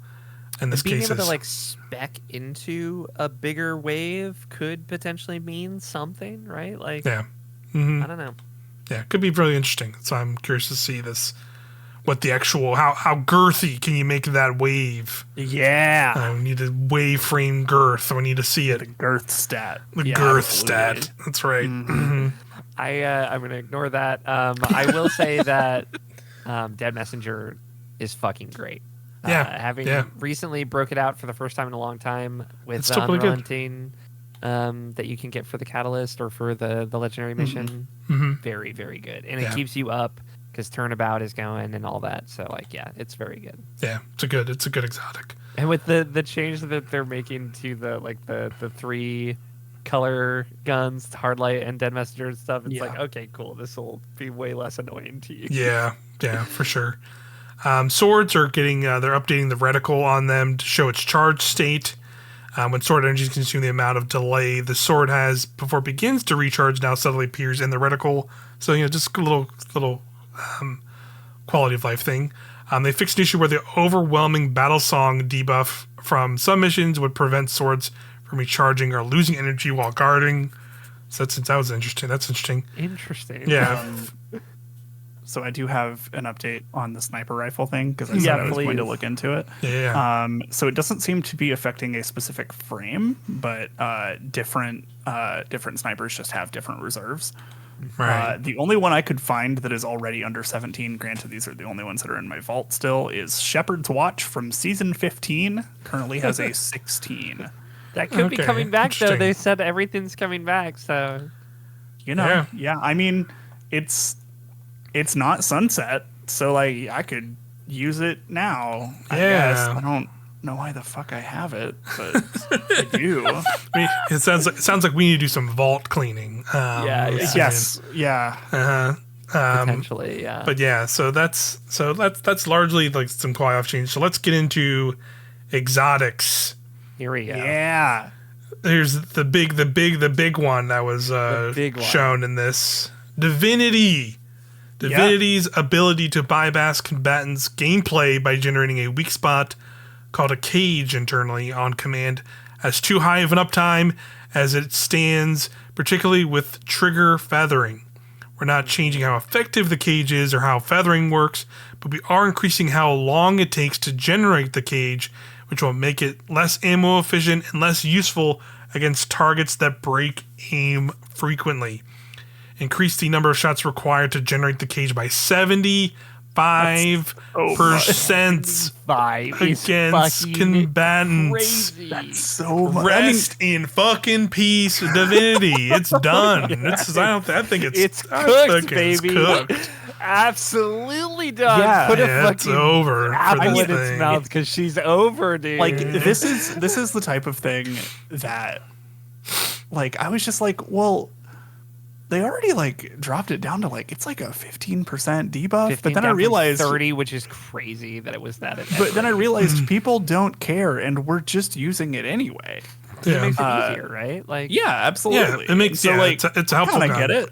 I get Absolutely. it. But I think it will still be good for like long damage phases, right? Like Totally, Rollick, it'll still be good and things like that. But like, what's the guy's Zaorark from fucking Planets? Absolute worthless in that whole economy now. Yeah, and Which like and just him with a fucking tractor. Yeah, that's what I was about to. I was about to say like there like other things have like been found for this. So like ultimately, I'm pretty fine with this because in the grand scheme of things, like people have figured out other strategies and other ways to do these things, and there are other ways plenty of ways to debuff enemies in a stable way to like still get the result you would get from Divinity. And I think this ultimately just means like, hey, that's. Again, 4 years of Divinity. We've had so many. I mean, it's been like since freaking Shadowkeep. Yeah, so like, like it's I think it's okay to like be just ready to move on and like have new things. It's okay to put this thing into the ground. It's fine. It's had its time. Yes. It's just like such an end of an era, right? Like, to me, and I talked about this in our Discord chat. Like, this red to me is like, okay, whatever the witness damage phase is going to be short. It's going to be tough precision hits, and this was very targeted. That's kind of like that was my first impression. I do think like I'm just really interested how this is going to be like retroactively in kind of older content and things like that. Like I actually have to hit my shots on fucking Taniks now. Yeah. Right. You can just shoot like the weird orb underneath them. Yeah. Yeah. I mean, that one might be okay because it's a longer fight, but yeah, like 70 private. It's gonna take like 4 seconds for this to spin up, which is like pretty fucking crazy. Dude. Yeah. I am interested to see what this looks like after. Like I'm interested to see like the testing before and after on Divinity specifically. Totally. Super curious. I mean, Cam, you run Div a lot. Mike, I don't know how much you actually run. It's very little. I usually don't end up being the Div person. But I run Div a lot as well. So it's just like, when you get that like going and you get the flow state going and you have the feather going, it feels really good. And that spin up, like that downtime is so frustrating. The idea that it's going to be 75% longer is bananas. So yeah, it really is like, okay, I think this is like, for most big fights, this is done. You can't use this so it's just not going to be a thing that's really needed anymore. And I'm this is going to be the conversation we're having next week with Well of Radiance also. So like just look forward to that. Yeah. So the time is times are changing. It's time. But next up we have Rat King. Rat King's firing animation makes the weapon hard to control at high rate of fire, so we've updated it, swapping the firing animation to the same one used by other auto fire sidearms. Finally, Rat King meta is fucking here, baby. Let's fucking go. No, actual legitimate question for both of you: have any of you actually done a 6-person Rat King raid? I've done multiple. They're so much fun. Let's fucking go. So they're good. They're so fun. I did a 6-person Deep Stone with Rat King. That was fun as fuck. That was so fun. Yeah, I don't have the catalyst yet, so like. Hey, let me tell you, you get with six other people using Rat King in the raid. Don't fucking need it. You get it. You get it pretty fucking fast. I bet, yeah. It's really fun. I'm saving my love for Big Rat King, actually. Hell yeah, let's fucking go, Big Rat King. For the heavy version, Big Rat King is coming, I believe. Next up, we have Devil's Ruin, another one for those sidearm enjoyers out there. Devil Ruin could be made to apply its firing animation to others equipped sidearms. Fix an issue where the firing animation for Devil's Ruin would get applied to other equipped sidearms if the weapon was swapped during the fire and ignition. That's an interesting one. Yeah, that's so fascinating. Yeah, I wish I interesting. Tried this. I guess I should specific. Yeah, I just found out today that I didn't have Devil's Ruin until I bought it from the vendor. Wow. Never used it. Never had a reason to. Yeah, I mean it's just like a totally it's a very weird fine weapon, sidearm exotic thing. Yeah, it's just totally it's one of those fine. like shoots on release of the trigger, like the Strand one. Now it was going to say smart Crash pistol type one, but they changed that, and I don't like that. I just remember Devil's Ruin being all anybody would talk about whenever Checkmate launched, because they're like, it's fucking free, dude. Like, oh my god, like, it just shredded everything.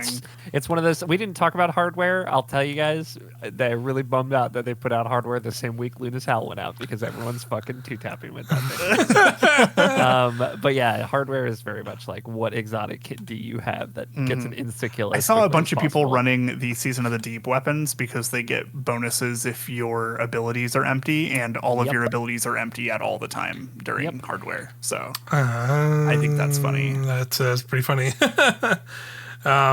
Interesting. Next up, this. So Cam, I know, is a Cerberus 1 enjoyer, which does get some love in this exotic. But I will say, in the vein that Cam is a Cerberus 1 enjoyer, and that it is an exotic that I wish was really good, but is not very good, is Symmetry. I love Symmetry. Like, I think it's just like a cool ass looking gun. It has, and I think like the swapping fire of it, all the aspects of it, it's like a cool gun that I like conceptually. And I remember getting it, like, this was one of those ones when I like came back during Season of Arrivals, and I got it and was just like, man, this is like a sick as hell looking gun. Let me go use this thing. I'm gonna start using it in strikes, and it's like, all right, this is pretty fun. This is good. It's great. Brought into a dungeon and just went, oh wow, this thing is dog. Like it can barely like do any damage, and then this is a bummer. It takes so long to get this stupid explosive thing. So hey, it's getting a buff. But it seems largely PvP focused, so I was kind of bugged by this. So I was like, damn. Oh, Eddie Current really didn't fucking get your... Get you all nope. hot and bothered? Nope. You get 10 reload. I mean, reload speed is nice. But yeah, Symmetry needed a little attention. All of us can be the Chad Cerberus +1, Mike. So I mean, you're right. You're right. I'm the virgin Symmetry over here. I'm sorry. Exactly. Particularly, Symmetry needed a little attention. Particularly, its reload speed and handling. So we took this opportunity to increase those via the catalyst. So yeah, they basically added. Symmetry is a gun that 10 reload forget exists all the time. So yeah, I'm happy they're at least acknowledging 10 reload, something. Yeah. 10 handling, and it's also getting eddy current to its iceberg. Which eddy current is getting a little bit of an extra buff. Eddie was my father. It is getting a buff. I think they did talk about perks later in this. It's getting but it's like it's like this is fine, but it seems very PvP centric, and that's kind of a bummer. I think it needs like a little bit. I would have loved to have seen like a little. I guess it is included in the damage buff that scouts were getting above. I forget what it was. I think it was like 20%. So like, okay, maybe it could be a little bit better than I'm giving it credit for here. So I'll bust it out. We'll see. Gallahorn Wolfpack rounds they're making it so the rounds themselves will match not match, but like visually match the damage type that they come off of. So like for Gallahorn itself, there'll be solar effects, but if like they mentioned, the Royal Entry Void Rocket Launcher gets buffed by Gallahorn, its Wolfpack rounds will have void effects. So that's just neat. Like little. That's cool. Yeah, just like some color effects will be interesting to see. Like a DPS phase with a bunch of different rockets going off and Wolfpack rounds going crazy. So sure, yeah. Touch of Malice is getting its Darkness Ball. It didn't last long enough. Oh, it says the burn from the Darkness Ball did not last long enough, so they're increasing it from 2 seconds to 3.5. So extra burn damage from Touch of Malice. I don't know of anybody who like. The people I know who use Touch of Malice, I don't think ever actually use that thing. Yeah, because it that's just what I've always doesn't heard. last long enough. Yeah, that's what I've always heard, and it's like the wind up to it all and doing all other stuff. Like it already does just an insane amount of damage anyway. So So yeah, it doesn't really seem worthwhile. Next up, I think another nerf I kind of saw coming. Osteo Striga had made it too easy to spread poison across the whole encounter from a couple of kills of weak combatants. Man, it sounds like a conversation we had 10 seconds ago. Yeah. Now has a 4-second cooldown on the poison burst on kills. Poison burst from sustained damage doesn't receive this cooldown. Still brutal. So it's pretty, that's definitely bringing it down a little bit. But I think it kind of needed it. It'll be fine. Definitely, but also Thorn literally exists. Yeah, and it's good now. Thorn is so good now. Thorn is pretty freaking good right now. Yeah. Necrochasm. Now, good news though for those Strand Warlocks out there. Yeah. Necrochasm is here. Yeah, Necrochasm's add clear roll wasn't strong as we'd like, so we buffed it and replaced the Outlaw perk on the Catalyst with a new custom perk that leans into this roll. The intrinsic perk now provides increased reload speed after precision kills, increased duration of the burn effect applied by the Cursed Thrall explosion from 2 to 3.5 seconds, and the Catalyst has been rebuilt and is now called One for Thrall. Yeah. Damage 3 combats in quick succession provides a period of increased damage, range, and aim assist. So yeah. That sounds awesome. It sounds really good. Yeah, it if sounds it is really good. Truly 35% more damage, like that's gonna be fucking bananas. Yeah. Yes. Pretty Desperation proc, like the other perk that it has that makes it the fire rate go up. Like it's gonna be nasty. Yeah. So yeah, it's time to do some Crota and get some oversouls. Let's get that Catalyst. Let's get some in. So the next up we have Lament. So while Lament's damage is roughly equivalent to other swords, the healing on hit largely removes the intended downside of using a sword for boss DPS, and the chained heavy attack was too strong. Reduced healing effect by 20%. While this weapon does inherit the 7% global buff to swords, we reduced the damage of the high end of the chained heavy attacks by 20% from that point. This means combos at lower stacks are less affected by the change than combos at higher stacks. So that's pretty brutal. It's pretty brutal. I didn't even realize the Lament healed on hit. I'm gonna be honest. That's brutal. Yeah. Pretty brutal. The only time I really use it is for Atrax at this point. And I use it for that in the Riven Cheese, and that's pretty much it. Yeah, Riven and Ghost of the Deep. It's very good for the second boss fight. Right. Yeah. Which, again, no one's running Ghost of the Deep, I understand. But just throwing out the situations where it is good. Yeah. Crota, also, I used it on Crota himself. Yeah, I mean, this is... Yeah, it's pretty brutal. It's pretty brutal. It's great. It's pretty brutal, but I think there are also plenty of swords that are extremely good now at this point. Mm-hmm. Yeah. So I think it's like okay, that's fine. Fallen Guillotine's back, baby. You don't have to sweat. But exactly. I was honestly just using Fallen Guillotine more than Lament anyway these days. Yeah. Already, so this it doesn't affect me too much, but here we go. And once again, another buff and update to Dead Man's Tale. I feel like we read these like almost every weapon tuning blog that we get. At the end of every season, it gets one reward. It just gets something. So we're back at it here. Dead Man Tale's rapid fire hip fire fantasy isn't landing as well as we'd like, so we've bumped up the rate of fire and added a bit of stability to Cranial Spike to make this easier to control. At the same time, its strength is skewed a little high on mouse and keyboard and a little low on controller, so we've tuned accuracy and magnetism, controller reticle friction to address this. So baseline, Cranial Spike stacks now grant stability in addition to aim assist stat and range, so it's +2 per stack. Increased reload speed benefit on the Cranial Spike stacks as well. With Catalyst when hip firing, slightly reduced accuracy benefits, increased magnetism fall off scalar, increased baseline rate of fire from 130 RPM to 140 RPM, and removed PvE only damage buff that scaled this stack of Cranial Spike and had a 15% damage bonus of maximum stacks of Cranial Spikes. So that's interesting. I didn't miss the other PvE bonus, the damage it's getting there, so I'm curious how that'll feel in general now in PvE. So that could be cool. Yeah. So yeah, that'd be interesting. So we'll see how that goes. Colony. This is Colony. Colony. I haven't heard this name in quite some time, and I'm excited about this The one last as well. time I heard about the colony was whenever you could use it to damage immune enemies in Root of Nightmares. Wow. Okay. I mean, we heard about this one and the next two from the yeah, that is TV yeah. interview. You're right. But yeah, cool to get like some numbers on these. So now it is getting fantasy of spawn. So the colony's fantasy of spawning self-replicating insectoid robots. It's something we've wanted to juice for a while now. This update allows the colony to deal with waves of combatants in a unique way. It now spawns additional insectoid robots on final blows. More robots, up to 5, spawn from tougher combatants. So that's pretty cool. So that means like boss level dudes are just gonna have 5 little spiders explode out of them. That's I'm here for that. Honestly, that's tight fun. as fuck. Yeah, that's gonna be really fun. I really want to see Yeah. that. Like I'm gonna like that. That's gonna be like I want to bring this into Onslaught now and use That's this. the type that of shit could be that fun. would go fucking crazy in Onslaught. That for would real. be super fun in that. I'm really This I plus really a wanna see threadling that. build at the same time could be like Yeah. really fun. Oh my god, Yeah, that's gonna be really fun for sure. So next up, Truth. Another one I haven't heard a name of in quite some time.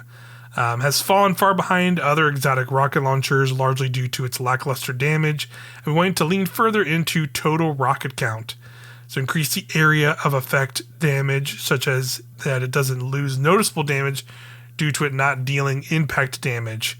And then they increase the total reserves by 3. This is on top of the reserve change to high impact rocket launchers. The 3.75 damage. Let me go find Truth. Truth had some pretty crazy reserves after that last buff. Okay. Oh, I forgot I can't look at freaking reserves on stupid dim. Here, let me pull it up. I have it. I can find it in D2 Foundry. Okay, yeah. So I'm curious because it's getting I think whatever it this is gonna bring it now. up to like 14. I think. I think Truth's it had reserves right now is 9. Okay, so this is bringing it up to 12, which is very good. Yeah, that's still pretty good. So yeah, I'll be curious to see how much what's us doing these days with this buff. But I mean, I don't expect it to like beat out some stuff, but like I wonder how. Still don't know if people are even going to use it just because exotics don't get Wolfpack rounds. Yeah, for sure. So maybe in like 3-person content, right? It could be all right, but yeah, could be interesting there. A lot of competition in that slot. Yeah, for rockets especially. For sure.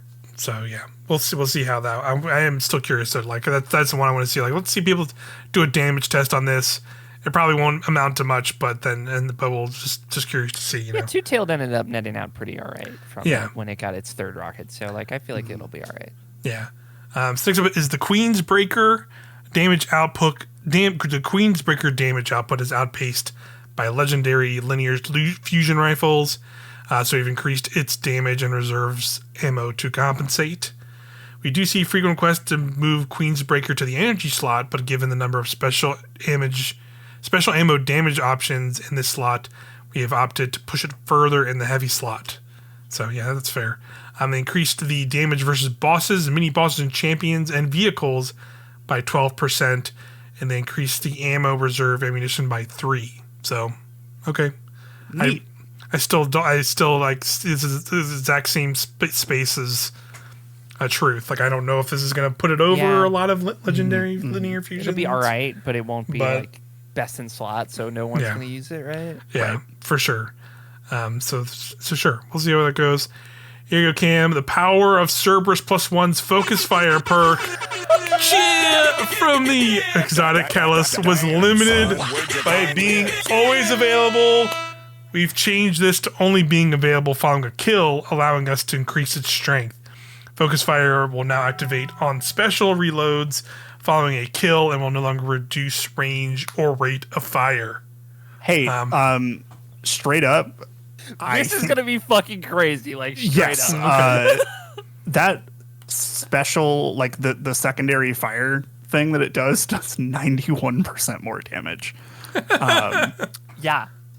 Okay. They're not touching that. So like, fuck, man. Yeah. Okay. This is gonna be like the champion melter for real. That's cool to hear then, because I kind of read this and thought like, okay, is this gonna be like mainly like a PvP thing where it's like gonna be about like you can just have that easy just like burn a dude in that like. But Cerberus this +1 sounds like secondary fire nobody ever used it because it shot so fucking slow, but it hit so much harder. It's like a worse version of the like alternate fire from Suros, right? Got it. Now this thing is going to absolutely just fucking shred. I'm so excited. It's gonna be good. I really do think it's gonna be good. Yeah, that'd be cool to see for sure. So yeah, we'll have to bust that out for sure. Cerberus 1 enjoyers out there, rise me, up. It's me. You're living the dream. He's been very vocal about this week, and I'm very excited for it. Yeah. Look, I'm just happy that they even fucking mentioned it. Yeah. Yeah. I'm so stoked for you. I'm gonna use it for real. Yeah. It's a fun gun. It's really fun. Also, like honestly, bring it into PvP sometime. It's kind of fun. Yeah. I think this will make it just better across everything in some regard for sure. Yeah. So next we have Bastion. In a world where Bastion has competition for a fusion rifle in the kinetic slot, we felt that it was time to lean further into emulating Saint 14's combat style. We reworked the Saint's Fist perk. Dealing damage with melee increases your charge rate, damage, and reload speed for a short duration. Letting the majority of the pellets in a burst increases melee damage. So they're basically awesome. Yeah, this sounds super fun. Yeah, they're basically just giving Bastion 1-2 punch, kind of. That's kind of, but like also controlled burst because it increases your charge rate. Like it sounds like a really fun blend. Yeah, this would be really fun in Prismatic with something that has like multiple like stacks of like a melee ability. Yeah. Like there's like straight up just Titan like slash like melee. Like I see. Yeah. Totally. Using this on Strand Titan. I think like, this would be like super similar fun with something like that. Melee shit. Like that'll be really interesting to see. And it's inherent unstoppable, right? Like it has a use outside of this as well that I think is going to make it pretty cool to use. Yeah, I agreed for sure. This next one, I also actually really like this. I think this will be really cool. This one. Yeah. Ariana's Vow has fallen behind other anti-barrier special weapons, and as a solar weapon, has the opportunity to be a subclass tie-in. So breaking a matched shield or piercing a champion's barrier will cause the target to ignite. Let's go. Yeah. That's sick. Like if you get a chain of solar breaks, like solar shield breaks, like do you think that causes just a huge chain of ignitions? Because I don't know. Potentially. I'm just more stoked about the fact that you can absolutely just pierce a barrier for a fucking barrier champion, and it'll just die. And it just ignition fucking ignites them. So much damage. It ignites them and explode. It's gonna be sick. So much room for like a full subclass built around Ariana's Vow breaking shields. Totally. Yeah. Fun. Yeah. That could be really cool. So I'm that's a good change to that. It needed something like this. I think so. Yeah. For At sure. the very least, it'll make that gun really, really fun. Yeah. Yeah. It's a clever lateral move. I'm super on board for that. Yeah. Yeah. I like it a lot. It definitely brings it in line with like who pretty much in most like GMs you're just going to use freaking Wishender for barrier stuff, where like at least makes it go like, oh, we have solar surges this week. And we have a lot of anti-barrier stuff we're dealing with. Like that's like a perfect combo now to like worth bringing that in now. That stuff. So cool. Good change for sure. Yep. Next up, Deterministic Chaos didn't have a clear niche when it shipped. So we redesigned it to be an anti-champion weapon and weakening powerhouse. This weapon will now be intrinsically anti-barrier. Also really cool. I like that. The heavy metal anti-barrier intrinsically on a machine gun is pretty rad. Yeah, for sure. The heavy metal and vexadecimal perks have had their locations and behavior swapped. Heavy metal now causes every 4th bullet to make targets volatile, and then every 16th bullet will then weaken targets. So they kind of swapped those, but that'll Makes be sense. This thing will be really interesting for. I really want to see it in that barrier slot and see how it performs. In that regard, that could be a really interesting use case for it there finally, and at least like GMs and stuff potentially. I think the only thing that would I think it's still like I love the fact that like they like swapped it to make volatile sooner, which I think is smart. Yeah. But I do think that having it be a void machine gun, which is already still pretty easy to make those volatile. I think that there is like still a level of competition there that I'd be interested to see how that shakes out. Yeah, for sure. That's fair. That's a good point. And with Hammerhead on the scene now too, it's yeah. Between that and commemoration, like it's almost like there's no reason to run anything else, right? Mm-hmm. Yeah, for sure. So we'll have to see how that pans out.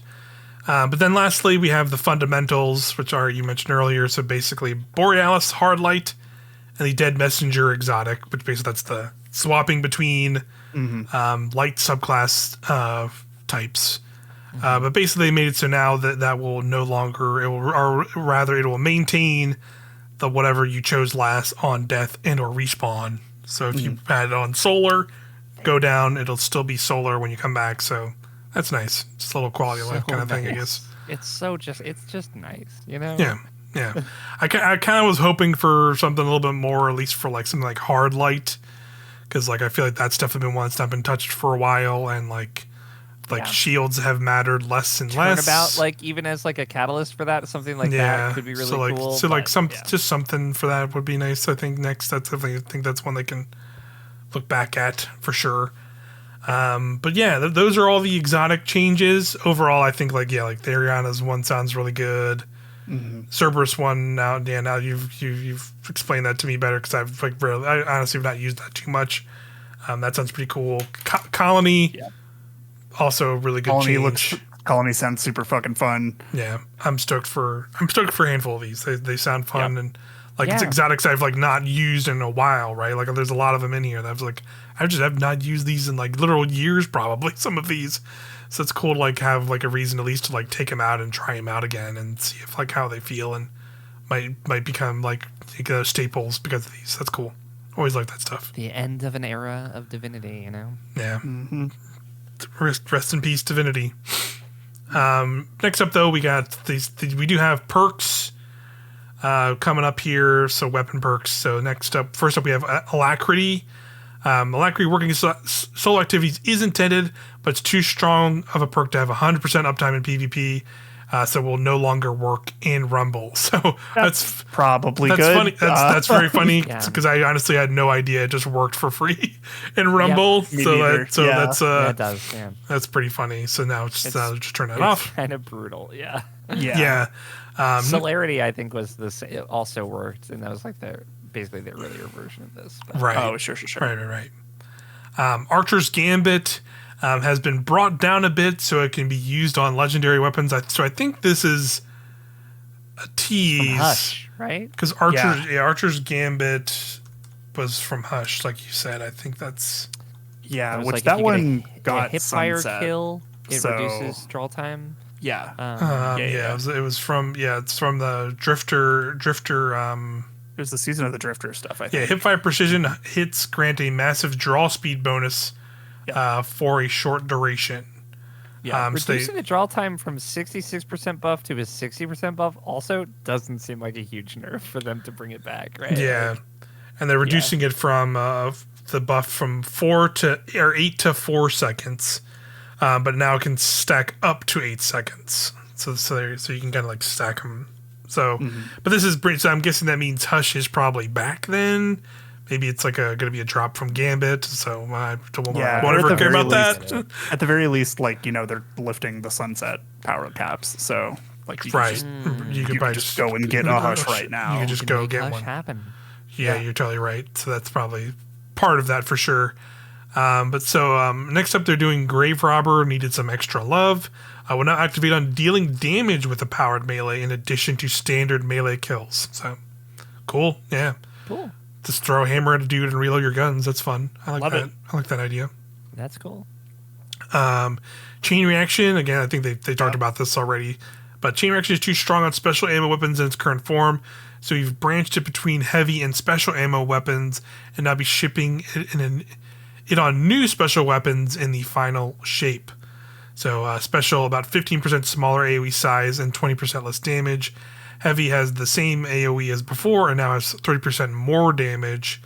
So yeah, definitely. A lot of damage. Yeah, chain reaction, like fusion snipers and shotguns also sounds very fucking fun. Yeah, that could be really fun if those definitely come along. Whichever ones they end up doing, like a chain reaction glaive or something, would also be super fun. Yeah, it's already super fun on swords. So yeah.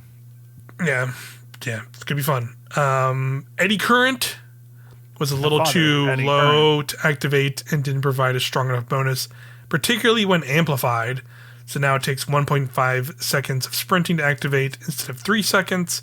Also provides a bonus to handling for a 5% scalar on each stat at base. And then being amplified will immediately activate the perk at its maximum effectiveness. So Eddy perk is literally a perk I've never used. That's one. There was delete for me. That's an instant like 3 or 4 shards, whatever the fuck. There was part of me that wanted to roll up into this podcast today, being like, "Pop quiz, don't look it up. What does Eddy Current do?" Yeah. I would have not been able to fucking tell you. It just increases the reload speed, right? I still kind of can. I knew it was like a thing where it's like it's like if you're amplified, you do some shit or something, right? And whatever the fuck. And I think it gives you plus 10 reload speed after sprinting for 3 seconds, and then if you're amplified, you get the plus 10 reload speed all the time. It's some shit like that. Yeah. So this is a little bit extra, so you get like a little bit more handling, and immediately gets full effectiveness now at amplified instead. So okay, sure. Still do not see me using that a lot. Like this versus Feeding Frenzy or just Frenzy baseline, there's just no competition here. Yeah. Unfortunately. Yeah, all Eddy Current does is temporarily increases reload speed after sprinting. It is improved when you are amplified. Yeah.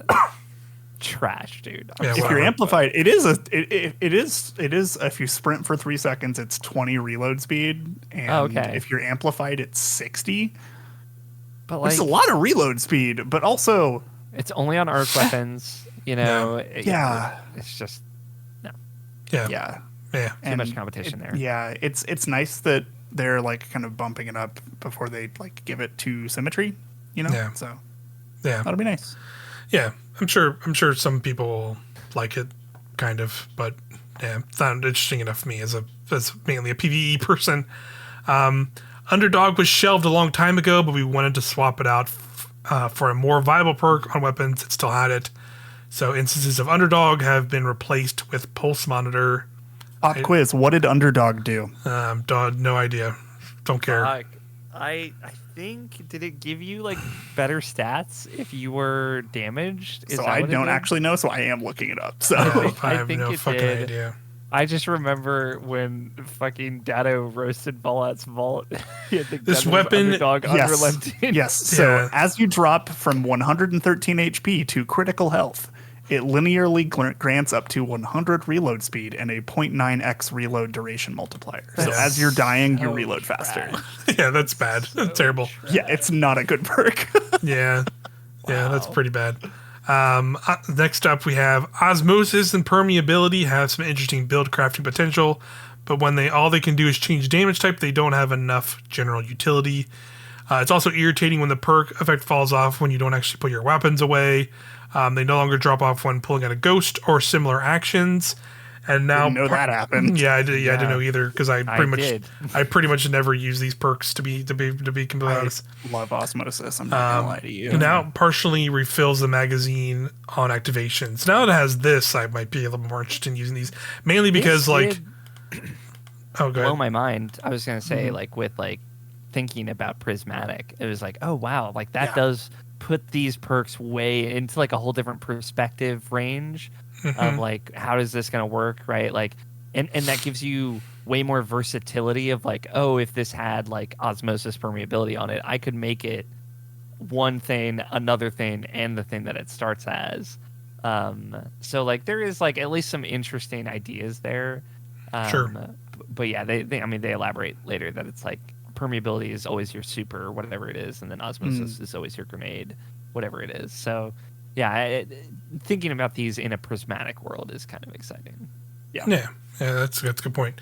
Yeah, I was mostly thinking of it too, of granted we're gonna have more rocket sidearms in the final shape, but I think I got a drop of the arc and did a kindness with permeability, and I was like, you know what, actually having hold on to mine as well. Having a permeability rocket sidearm we could change it to different things could probably be pretty good. So let's see. Again, they've mentioned this change as well. The previous chill clip change hurts slow rate of fire weapons disproportionately, and that for rapid fire fusion rifles is the clear best option. So we've branched the functionality to account for this. So just the number of slow stacks applied on properties of this weapon. In the case of rapid fire fusions, like Riptide, it will require 3 shots to freeze, but slow firing fusions will only require 2. All Ortegas have been unnerfed and only require 2 shots to freeze. So they're basically just saying, please use other stasis fusion rifles besides Riptide. Yeah, please, for the love of God. Playing PvP so you can just get a Riptide roll and never engaging with it again. Yeah, so I'm cool with this because I love Deliverance from the Valve raid. I like that fusion. It's a cool fusion. I still used it plenty, even when it was kind of still not as good because I loved you can get demo. So I have a demo chill clip crafted roll. That's what I have. That I like quite a bit, and then I got. I don't think I got a chill clip one. I did get an adept one from the Pantheon I've been doing, but I don't think it had chill clip on it. But without adept big ones, I'll be honest. Like adept guns really lost some appeal in a world where that mod doesn't exist. Well, I guess. That's fair, but I think when we'll get into the TWAB. Like now, a lot of them can be enhanced now. So, that's true. I think that'll help them a little bit for sure. Yeah, but I get what you mean. High ground functionality wasn't delivering on the concept strongly enough, so we've granted better baseline functionality while retaining the fantasy. We worked to provide a stacking damage bonus when getting kills in any context, like Rampage, or instantly granting the max amount of stacks when damaging an enemy from the high ground. PvE combatant max bonus increased to a 25% damage bonus, and PvP max increased to a 15%. So that's pretty interesting. Like high ground might actually be like an interesting perk to go get now. Yeah, I think so for sure. Like I guess, but obviously it's very dependent on like having the high ground, as it were. So I'd be for curious some, to see strikes like that. and things like that. It could be really useful, or raids even. Yeah, for sure. So the killing tally perk on the original 21% delirium machine gun has been updated to match the version found on random rolled weapons. So that makes sense because now you can go get a 21% delirium normally as it was, and the killing tally on that original version was like super good. That was like the whole thing. The difference between what it is? I forget the specific damage percentage. I can look it up, but it was basically like it was a higher percent. It was similar to where like there was that one gun that had like unnerfed Rampage compared to the other Rampage. Yeah. Oh, okay. So let me see. The Huckleberry still has unnerved Rampage. Yeah, exactly. So it's like a similar thing to that. So I have to let me look if it shows it on. I'm on Light GG. I don't know if it shows that here. I don't think it does because I'm trying to check too. I will see if I can find that out. Yeah. But like I knew it had like a better version of Killing Tally in that same vein. I just don't know the specific differences there. But next up we have okay. Killing Tally on 21% delirium times 3 was like 65%. Yeah. Oh, yeah. Yeah, I remember and it it's was 15 now. Yeah, I remember it was a pretty big difference. It's fucking insane. There was a reason I remember people really liked that gun, so that was why. Oh my god. It's a pretty insane machine gun. Perks that currently match your equipped subclass have been changed as follows. Osmosis at least now match damage type to your equipped weapons, and permeability and elemental capacitor now match damage of your equipped super. So there you go. Elemental capacitor. We have our answer. I was thinking have the about answers. Yep. We know now. Yep. There it is. Deconstruct. Rest in peace to this very short-lived. We had it real good. DPS. We had it real good for like 3 months. Yeah, it's like you cared about deconstruct for like 3 weeks, and now you cannot care about it again. Back in the vault, baby. As I proceeded to delete a bunch of deconstruct rolls that I saved.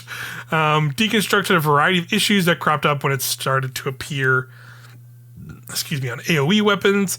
It has been updated to address bugs and prevent exploiting ammo generation. Now refills from reserves instead of out of thin air, and should trigger more reliably across weapon types. So there you go. It's fucked up. Rest in peace, Deconstruct. Yep. So now rest in peace, Edge Transit Deconstruct 2024 to 2024. You will be missed. Rest in peace. Literally I loved you. May to June. Yeah.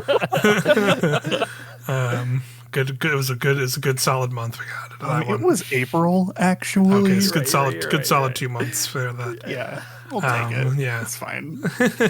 So now they talk about the future here. Now that we're largely happy with weapon damage in PvP, we're going to move to a PvP specific tuning out of the game modes and into base weapon tuning in the future. This will give us the ability to fine tune damage per weapon subfamily, e.g., on precision hand cannons instead of all hand cannons. We also have some big system changes we're working on in the future. Releases including redesigns of the PvP and PvE ammo economies. Very interesting. Yeah. Very interested. Please don't bring back the Primary ammo, please. I would the delete love this of game God. off of my fucking PlayStation. I would be fully done. Yep. Introducing more player choice into weapon mods and more new weapon types. So, yeah, sick. Yeah, new weapon mods seems like the idea that they're going for there. And Yeah. That'd be nice. Cool. Yeah. Yeah, and more excited for more weapon types as well. Always. Then next play week, this. May 22nd, next Wednesday, we're getting our abilities and exotic armor. Yep, article. that's gonna be It's our Next episode is also going to be a long one, y'all. Yeah, I'm next sorry. episode is going to be a long one, and also We'll show probably up. our Well of Radiance eulogy. Yeah, episode, our probably Rest in Peace finally. World of show up. Radiance podcast. We're gonna show up dressed in our funeral attire. It'll be great. Do Yeah. not tempt me because I would do it. I would absolutely do it. Are you Yeah. As a kidding me? fellow warlock, are you kidding? Yeah. for Yeah. sure. It's finally Okay. the We'll day. talk. We will talk. We'll talk. We'll talk. Excellent. So let's jump into the TWAB here. Yeah. Not as much in the TWAB, luckily, but Thank still God. some Thank stuff. God. So like- dense. Because the so first, dense. the first chunk of the TWAB is just kind of recapping what we've already talked about. So the weapon blog, the new exotics. So the big thing that we've are seeing in the final shape is weapon enhancement.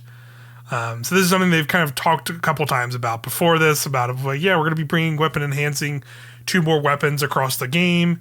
And they've already stated stuff like the prophecy weapons that when they did the prophecy refresh, was it like back in March, I think. And now also the brave weapons. When the final shape drops, all the perks that are going to be on these are going to be enhanceable in the same vein that crafted weapons get enhanced perks. So now they just break down how that's going to work now.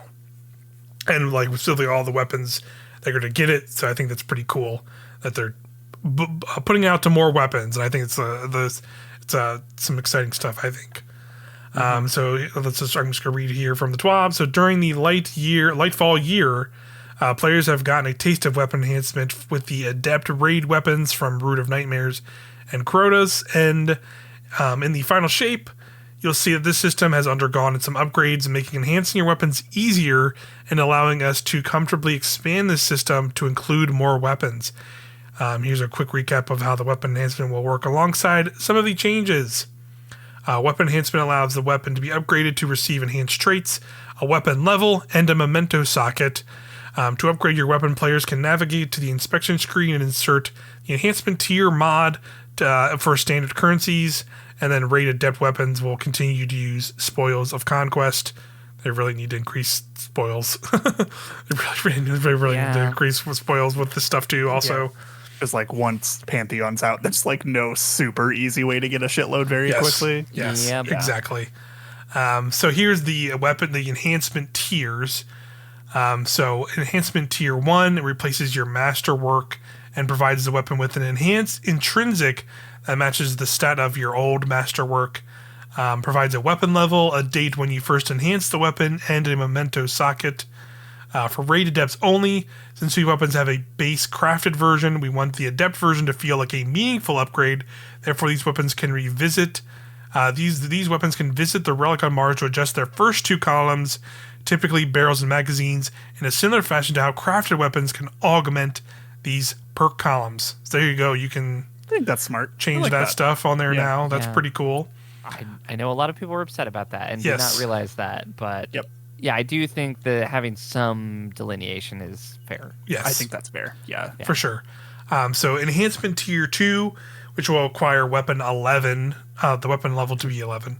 Once the player inserts this mod, the left column traits will automatically be upgraded to their enhanced perks. If you have multiple perks, this will update all traits in the column. Players do not need to visit the relic on Mars to update these traits anymore. Thank God. That's fucking sick. Great. Yeah. For sure. Big fan. Yeah. Big fan as well. All of the above is great. Like both perks being enhanced right away. Great. Yep.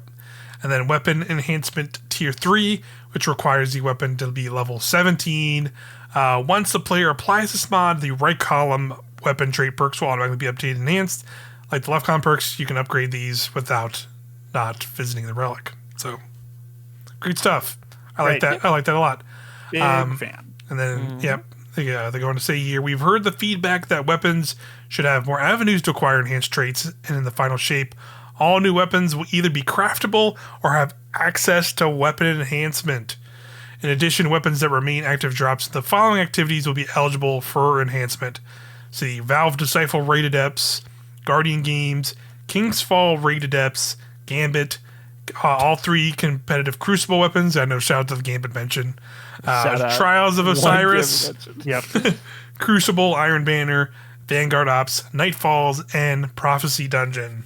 So like everything but world drops, basically. So basically everything but world drops.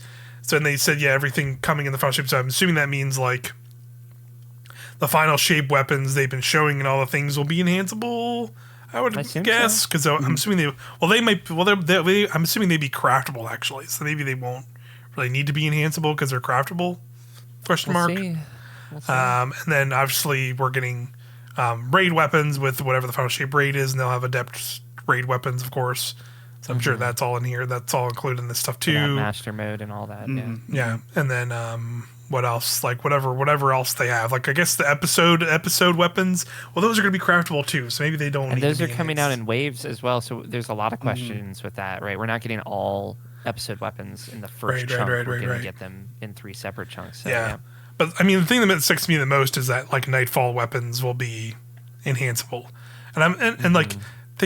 I'm assuming these weapons will be retroactive. This is all retroactive. It seems like that's what they're saying here. Because that would be... Because they also have that caveat of like some aren't going to be, but it's really a limited amount that aren't going to be. So. Yeah, all right. Yeah, that's right. They go on from this that says, this will include older instances of these weapons as long as they have an origin trait.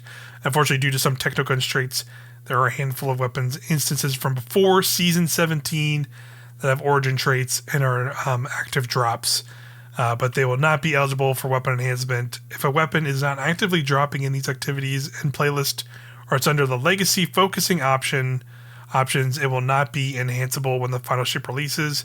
If weapons are reissued and become a part of a playlist activity drop once again, we'll update older versions to have origin traits to enter weapon enhancement. So that's cool. So that means like I have tons of Nightfall Adepts already that I can just start enhancing. Hell yeah, let's fucking go. I love that.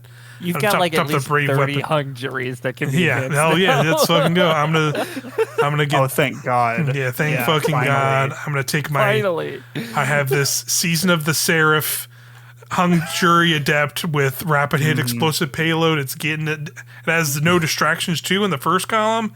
That's getting enhanced, baby. Oh yeah, we're fucking gaming, baby. It's one that I've definitely never seen before. Never ever. It's totally unique. Never seen it. But they're never gonna release it again. Yeah, no way.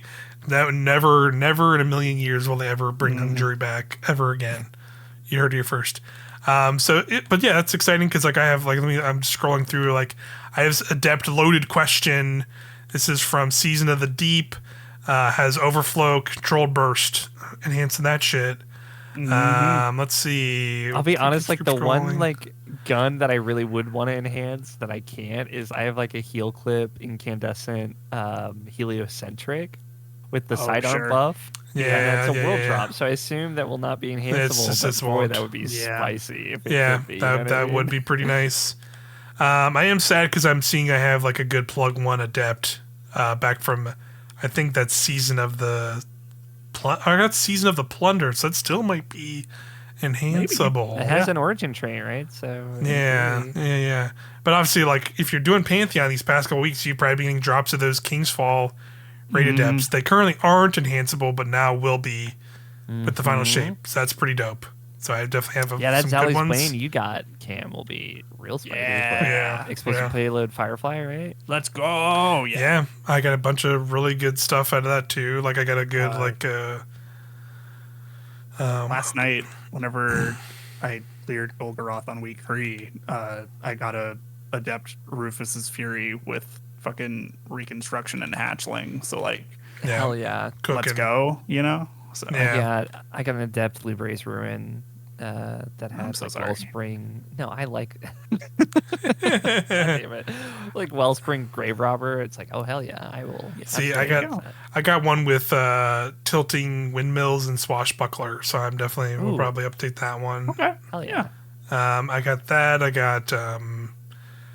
I got the Lead from Gold Volt Shot Undercurrent, that Wayframe they put out this season. So I'm gonna definitely update that.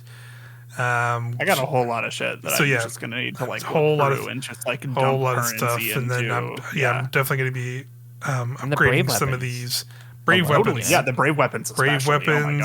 Tons of those I'm gonna enhance as well. So that's cool. Like it's cool to like now like have this be like a thing and like make a bunch of these guns like matter a little bit more in some respects, and like be able to like stand out a little bit more. So that's cool. I like that for sure. Another good change here. I think it's a good change, but I'm hoping there's going to be more in the future. But we'll get into it. Mementos in the final shape. We received a lot of feedback on weapon mementos, especially as new mementos have released in our seasonal events. In the final shape, we have a few changes coming that impact how you store mementos and apply them to your weapons. First off, very good change here in the first one.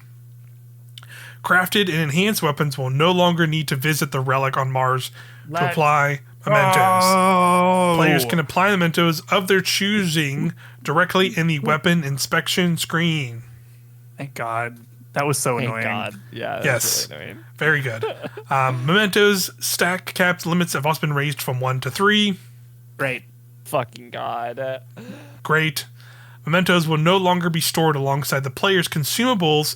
When the final shape launches, your mementos under consumables will now show as faded. Then once the faded memento is dismantled, you will see one memento added in your weapon inspection screen as a virtual currency. For players who figured out how to get around the original memento stack size limits, this will allow you to dismantle all those mementos safely, even if you temporarily go over the intended stack limit of 3.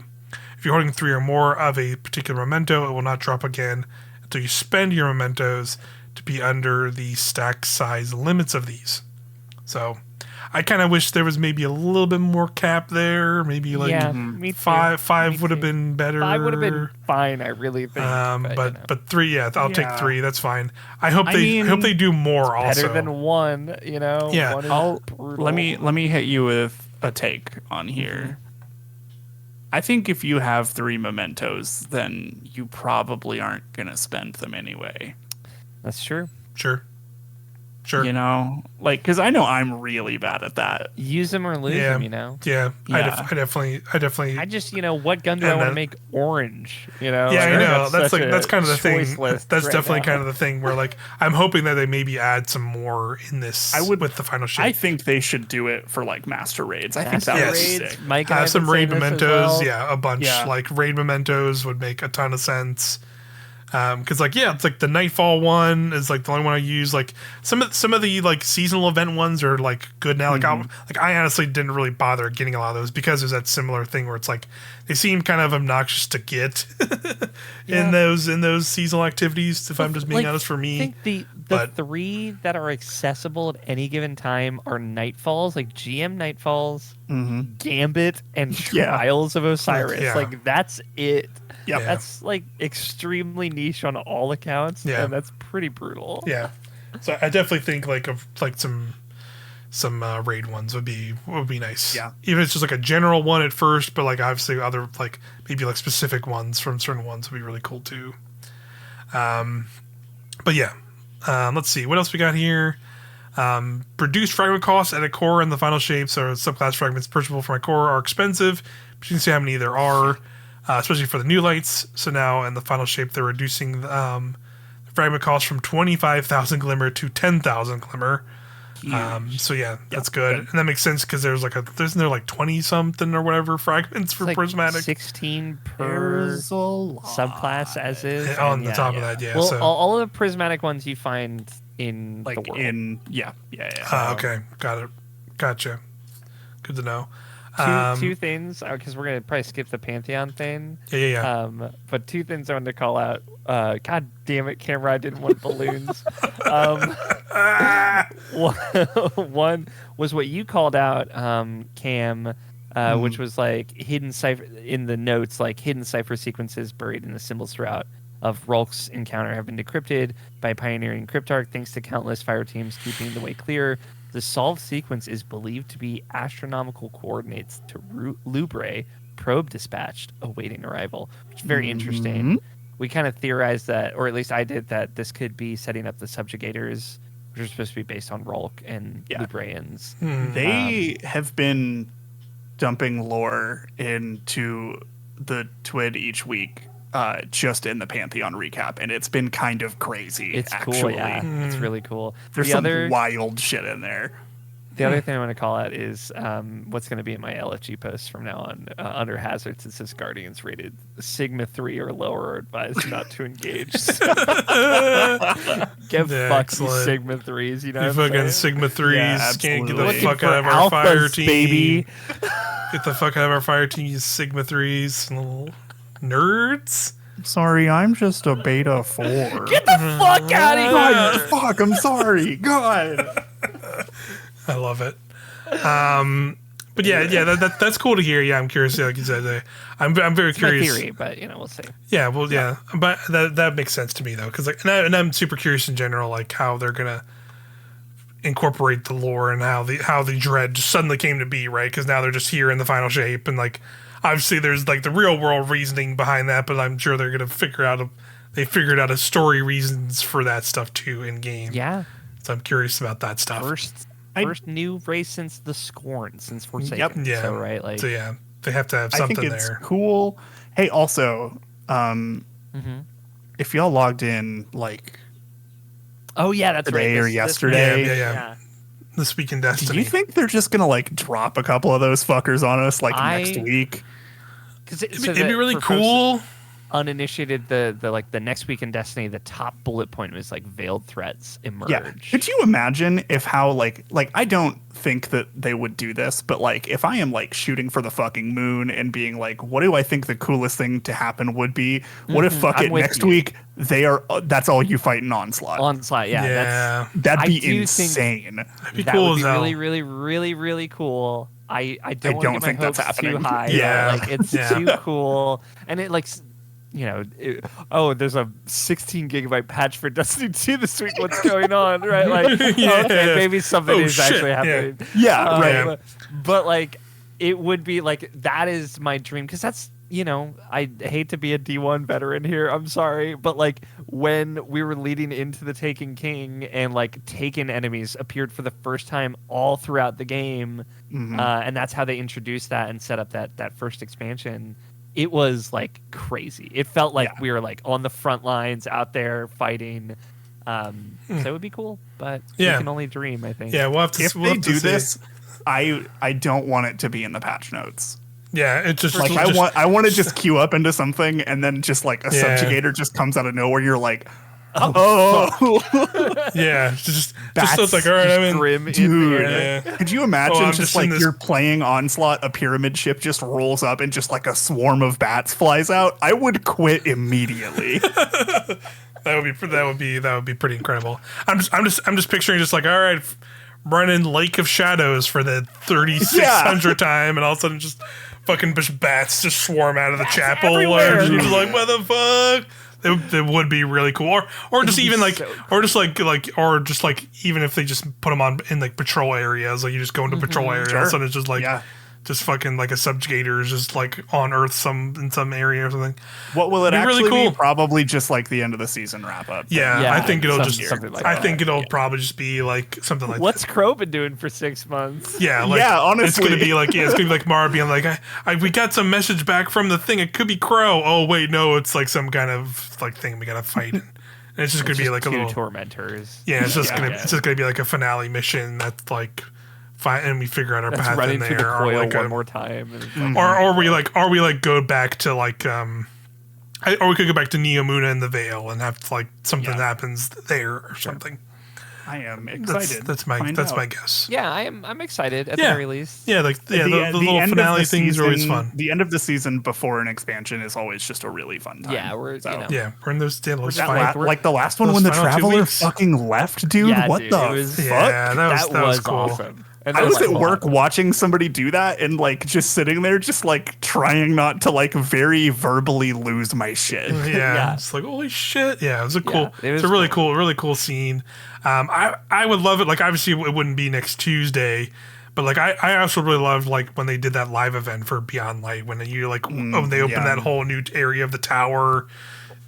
And you're like running around in the city streets, and then they have this whole like social event where everybody's just hanging out on this top of this building, watching, and like the Traveler is just like reforming and pulsing and stuff, and it was sick. That was pretty rad. So I would love if they were able to do something like that at least, where it's like, I don't know. I doubt we watched the Darkness Vault our content. It's quite literally. But it was still fucking cool. So it was still cool. Again. But yeah, let's see what else in the TWAB here. They briefly said like 0 hours back. We've all played me and Ari, and who do we play with? I forget who we played with. Jake. Was it Jake? Okay, that's what I thought. Mm-hmm. We played that mission. We didn't really do much of the extra things this week. I think I'm just gonna personally I'm just gonna do what I did for Whisper and just wait till. That week and then get all of them. I watched a friend of mine play 0 hour the other night, and like he's like somebody on my raid team who was like coming back to the game for the first time in like since like Season of the Deep, really. And he was just like, I wonder if I'm gonna remember like any of this stuff in 0 hour. And the moment he got in the Trevor maze, just like without skipping a fucking beat, just like ran through it, like didn't get killed once, like knew where all the switches and everything were. And I'm like, hey bud, that might be the most impressive thing I think I've ever seen. I remember way more than I thought I would. That was me with Whisper also. So I remember I remember like whenever us three were going through Whisper for the first time, we were like, which one is it again? And I'm like, oh, you go through that portal at the end over there. I don't know how I remember that. I don't know why I know this. Similar thing. And like, I definitely noticed people, I definitely, there's the things floating around where somebody put it says when you load up the mission, it is 1810. But if you look at the modifiers, it says enemies are like over your level. So when you die, it'll say like you're over level. So like somebody put like a bug in the Bungie forums, being like, "Hey, I think this is a bug. The enemies are over level." And like some like a Bungie person more or less replied like, "It's not a bug. You just kind of need to get good." Like it's not exactly saying that, but it's pretty implied. It's intended to be difficult, But yes, it is like this mission. Even when I remember it back, when I remember doing it way back when, like I remember it being more harder than Whisper even back then. So like it makes sense in this one that like this was harder. It was still pretty doable, but I'd definitely be curious to see it on Legend for sure and how it feels there. But the DMT mission that were like the first experimentations with like the legendary difficulty that we know now. That were these were like at the forefront of that. But yeah, I mean, like going through 0 hour again, and it's like just so long. Like it just keeps going in such a crazy way. It truly is like one of the most incredible missions they've ever made. Like it's super cool. It is wild. Like I love Whisper, but it's no 0 hour. 0 hour is like going through the old tower and going through the vents and the shafts and following and then you get climbing to, like, the outside laser of the wall is still fucking terrifying. It's really just cool. There's nothing like it. There's nothing like it in the game. Yeah. So glad it's back. So really glad it's back, and really stoked to now get that really souped up Outbreak later. Yeah, with it's gonna craft and fucking stuff. shred. It's gonna shred. It's gonna shred. But looking forward to jumping into that more later in these last few weeks. Last couple things in the TWAB here. We can get through these a little quicker, but they don't go specifically into this in the TWAB, but they listed it here in the like kind of the general, what is it, like player support area, where they updated the Destiny content vault page with what is being vaulted. So I don't know if you either looked at this, but they I heard about this. They confirmed in this that the Defiant Battlegrounds are also included in this. They are not sticking around like previous Battlegrounds. I'm going to be frank and say I am totally cool with this. I do not need any more Battlegrounds in the game. Do not need Grandmaster versions of these Battlegrounds in any capacity. Totally cool with this. And the Defiant ones are the weakest of all the Battlegrounds. Yeah, they were pretty whatever to me. Now, I will say, right, like they did vault the original Battlegrounds, and they did end up still coming back. So this doesn't necessarily mean they'll never come back as, stress or whatever. I am with you, though, Mike, that I don't think that they need to stick around. I don't think they need to. There's a reason that we have not, in the 3 seasons since then, that we've not gotten a single Battleground again. So yes. Don't need any more. And I'm hoping that like we're in this new era, we like start getting other stuff that can maybe go into that playlist in the way Battlegrounds and Strikes can, or I still just kind of prefer new Strikes over Battlegrounds at this point. But there you go. I should probably get Wicked Implement, huh? I still don't have that. That's shit, yeah, dude, you should do that, especially before Div gets nerfed. I mean, I guess I don't know if there will be a way to get it after. Yeah, that's not like. Yeah, I know it's in the DCV. It'll probably be in the kiosk. I would imagine. It says weapons earned from these quests may continue to be earnable in game by different means. Is Avalon getting vaulted? Does it? Oh, is Avalon getting vaulted? Interesting. It sure is. Yep. So is the one for the Wishkeeper. That one. Yeah. Oh, I assume. Interesting. Or at least like those quests are. Yeah, I assume those would go into the Exotic Quest playlist. So. Yeah. At least the quests are. I don't think the. Oh yeah. I don't believe the actual missions are. I see what you're saying. Yeah. The following exotic quests are no longer be available, and all quests still in progress can be removed by inventories. Weapons are being runnable from other things. Yeah, so deep dive. So they might still be around in some capacity. Yeah. So they might. Wicked Implement's good. I think it's actually. Yeah, it's not bad. They buffed it. Yeah, so. they buffed it at some point too. So I think it's they gave it Headstone basically. So. Okay, cool. Yeah, I have not used it since that, really so I'm sure it would be pretty good. This point, no overflow Headstone with crystals basically is what it is. Nice. Yeah, that is pretty good. I need to do that at some point. But I think that's largely it for the TWAB. PSA for folks out there, because it's May 18th when we're recording this. It'll be May 20th when this comes out. Spend your legendary shards. It's time. You got to get rid of them. If you've got like 20k, you got a lot of spending to do. You can go buy phantasmal fragments on the moon. You can use those to turn into glimmer once the final shape comes out. And just like the resource thing, you can also just buy a fuckload of raid banners. Yeah. So that's kind of what I've been slowly dumping them in. Or I've just been because you get so many alloys from Onslaught. I've just been masterworking or enhancing all my crafted weapons just because I can, because it's like I have so many of these now that uses up a lot of materials, and then I just go buy a bunch of like glimmer and materials with the shards I have. But I still have so many.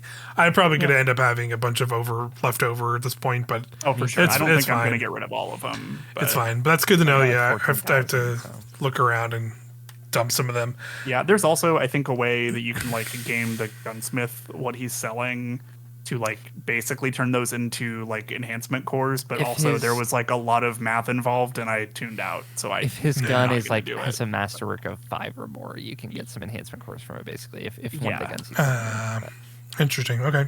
Not like maybe not the best use of your time. Sure. But I might do it if it like pops up, just because like I kind of like float around like 300 cores and never really seem to get more than that. So kind of same, yeah. Should I reveal a sicko thing? Your 12,000 cores. It's a lot more than that. I have. It's not 12,000. It's probably 2,000. Yeah, it's about there. Yeah, because I have two 999 stacks and another 100. Yeah. Great. You fucking sicko. So I've been pretty good on course for quite a while. And still am. But yeah, but there you have it. There was all the Destiny stuff this week. Woo. I mean, we knew we talked about it like the past couple. We knew it, right? Like, we knew it was coming prepared. in. Yeah. Coming in, a lot of good overview of changes and new stuff coming. Of course, again next week we're going to hear about abilities. Tunings, exotic armor tuning. Yeah, bring some alcohol for next week, y'all. People are getting hurt next week. I'm sure. I'm hopeful we hear about the stasis changes. I'm guessing. I want to talk about that. What the fuck is frost armor? Yeah, it's time to learn. It. I think it's time. I think it's time next week. We'll finally hear about it. Yeah. Plus whatever else. I'm sure they might have. Yeah, they might have other surprises. They might have some other trailers. We'll figure out whatever the weekly. Yeah, we actually buffed event. Well of Radiance. It's crazy. We just made it a bubble, but it's also still Well of Radiance. Get fucked, Titans. How do you think that they're going to nerf it? I want to know. My guess right now is that the healing gets cut in half and it only gives a 15% damage. I feel like if you're going to do it, like the survivability, I think you can probably keep survivability. The amount of damage that you're able to put out. Yeah, it's got to be the damage. Yeah. It can't be 25% anymore. I could see them reducing the damage. I could see like something that can do both of that is make it last less, like reduce the time. I could also see seconds maybe. Yeah, like dumb it down to like 15 seconds or down to something like make it last. Bumping it up in like a cooldown tier maybe. Yeah, that could also do it so as well. Easy, but also like it's like cooldown tiers kind of almost don't really matter in PvE because you just get so many orbs. So I don't know. Yeah, and I feel like they've made it so like you don't really need to run something like Phoenix Protocol as much anymore to make it viable. Like you can kind of use a lot more stuff. It helps. Yeah, so I could see maybe them doing something to make it go like, okay, yeah, you kind of have to be a Phoenix guy again to be really into that, which we'll see. But I bet it's going to be like either like a straight on damage nerf. Like it'll still be survivable, but you're just going to do a lot less. Like you're still going to be able to survive in it, but you won't be like using it for a ton of damage.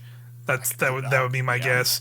Or they're just going to make it last like way less. That's like kind of my two guesses there. It'll be either or maybe even both. That would be pretty brutal, but I can see it. I don't know. I am interested to see how it gets changed. Because they have all the data and we don't, I guess. But I wonder like stacking Bubble and Well could come back.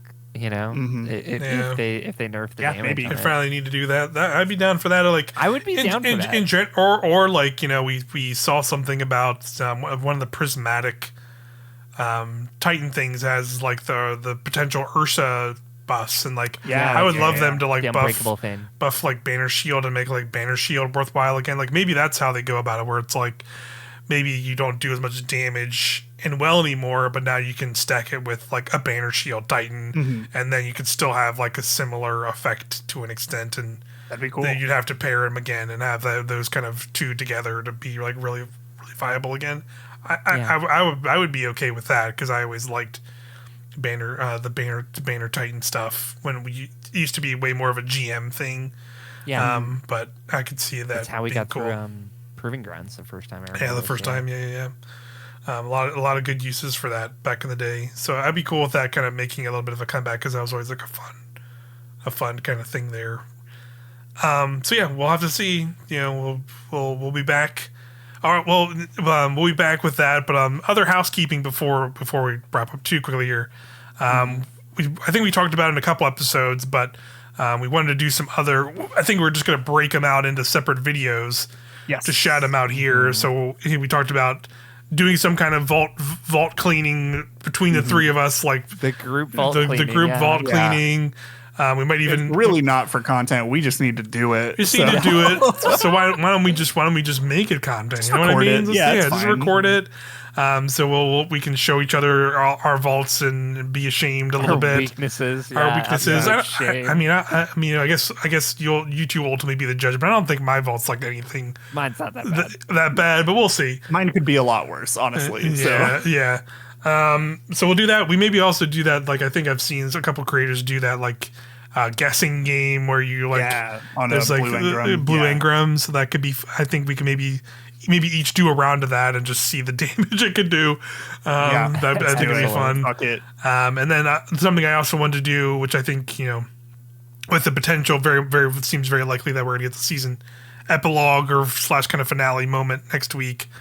It'll be time to also, I think, to do a ranking of the seasons or tier list of the seasons. Let's do it. So we're gonna do both of those things, but they're probably gonna be their own videos. So come to youtube.com/HelmToTower and check that out. If you're you might already be here watching us here on YouTube, but if you're on the podcast version, Also come hello. check out our also hello Also and come hello. check out our YouTube. And then another video, not in the grand scheme of things, I'd still like to cover other games in the vein of Destiny here. And man, it was a really weird week for one of them that I briefly covered on this channel called Wayfinder, because they literally are making it not an MMO anymore, and they ripped it all out. It's really weird. That's interesting. Yeah, That's it's pretty insane because if you didn't know the backstory of this game, it released in early access and it was like August, September last year. And basically, it's airship syndicates, like a lot of former Darksiders devs, and they made a bunch of stuff. They partnered with Digital Extremes, Warframe creators, and basically made fantasy Darksiders, Monster Hunter, Warframe game. And it was full on MMO light in the vein like Destiny and Warframe is. And they had a whole roadmap planned of content and even a 6-player raid that they were saying was going to have Destiny puzzles and stuff and shit. And I was like, oh man, this sounds sick. Then unfortunately Digital Extremes had a big restructuring, got a new CEO, and they said, hey, we're not publishing anymore, get fucked. And laid off their whole publishing department and left them out to dry with their game. And then they had a big interview reveal this week that was so we kind of shipped around, but obviously everybody knows the game industry is fucking on fire and layoffs everywhere. There's all kinds of miserable shit happening. So we just went fuck it, we're gonna try and self-publish. Then we realized how fucking expensive all this shit is to run servers and you'll deal with multiple people. So guess what? This game is now going to be it's single player focused, but it is co-op, so you still can group up with people and co-op, but they are literally making the game is not going to be a free-to-play game anymore like it originally was. It's going to be a single purchase, and all of the weapons originally it was going to be like Warframe, where it's you're going getting crafting materials and crafting a weapon or crafting a character. Now everything is just loot drops, almost like Destiny, where it's this set is now an armor set that you go get, and the armor set has its own stats and its own things, and you just have and the characters you play as are now just also drops through a main story quest, and you're just unlocking characters now. So they literally just almost made it like an entirely new game. That they're basically putting back out in a few weeks. So it's pretty wild that is happening. So I have a lot of thoughts on that stuff. And it's been a whole insane thing being in their Discord the past few days as they put this out and people were losing their fucking minds over all this stuff. So I'll have a video talking about that if you somehow were curious about that, because I did a bunch of videos closer when that game came out last year and had a lot of thoughts and did like it what it was, but now it's just going to be a very different game, so I don't even know what that's going to be now. We'll have to do a new viewpoints for that. Yeah, sure. Probably do something like that. And then on top of that, there's another similar kind of Warframey live service game called First Ascendant, which I know some other Destiny streamers and people have played and kind of digged. They're doing another a full open beta, not a closed beta, but I think it's the last weekend in May, so that's coming up soon here. So I'll probably jump into that and do a video of that. Check that out. So I'm curious about that, because I know some Destiny folks played it like last year and really like apparently liked it. So I'm gonna check it out. So that's look forward to. Obviously, of course, we have all of our Destiny shit going on too. So I have a bunch of Destiny videos, podcasts, of course, and some of that stuff as well. So feel free to go check out the YouTube channel if you're listening to this in the podcast, or because we'll have a bunch of stuff there to talk about. But that'll do it for this week, everybody, for the Helm to Tower podcast. Thank you, as always, hanging out, listening to us, or watching us wherever you are. Appreciate it. We'll see you next week for more Destiny stuff. Bye. Bye.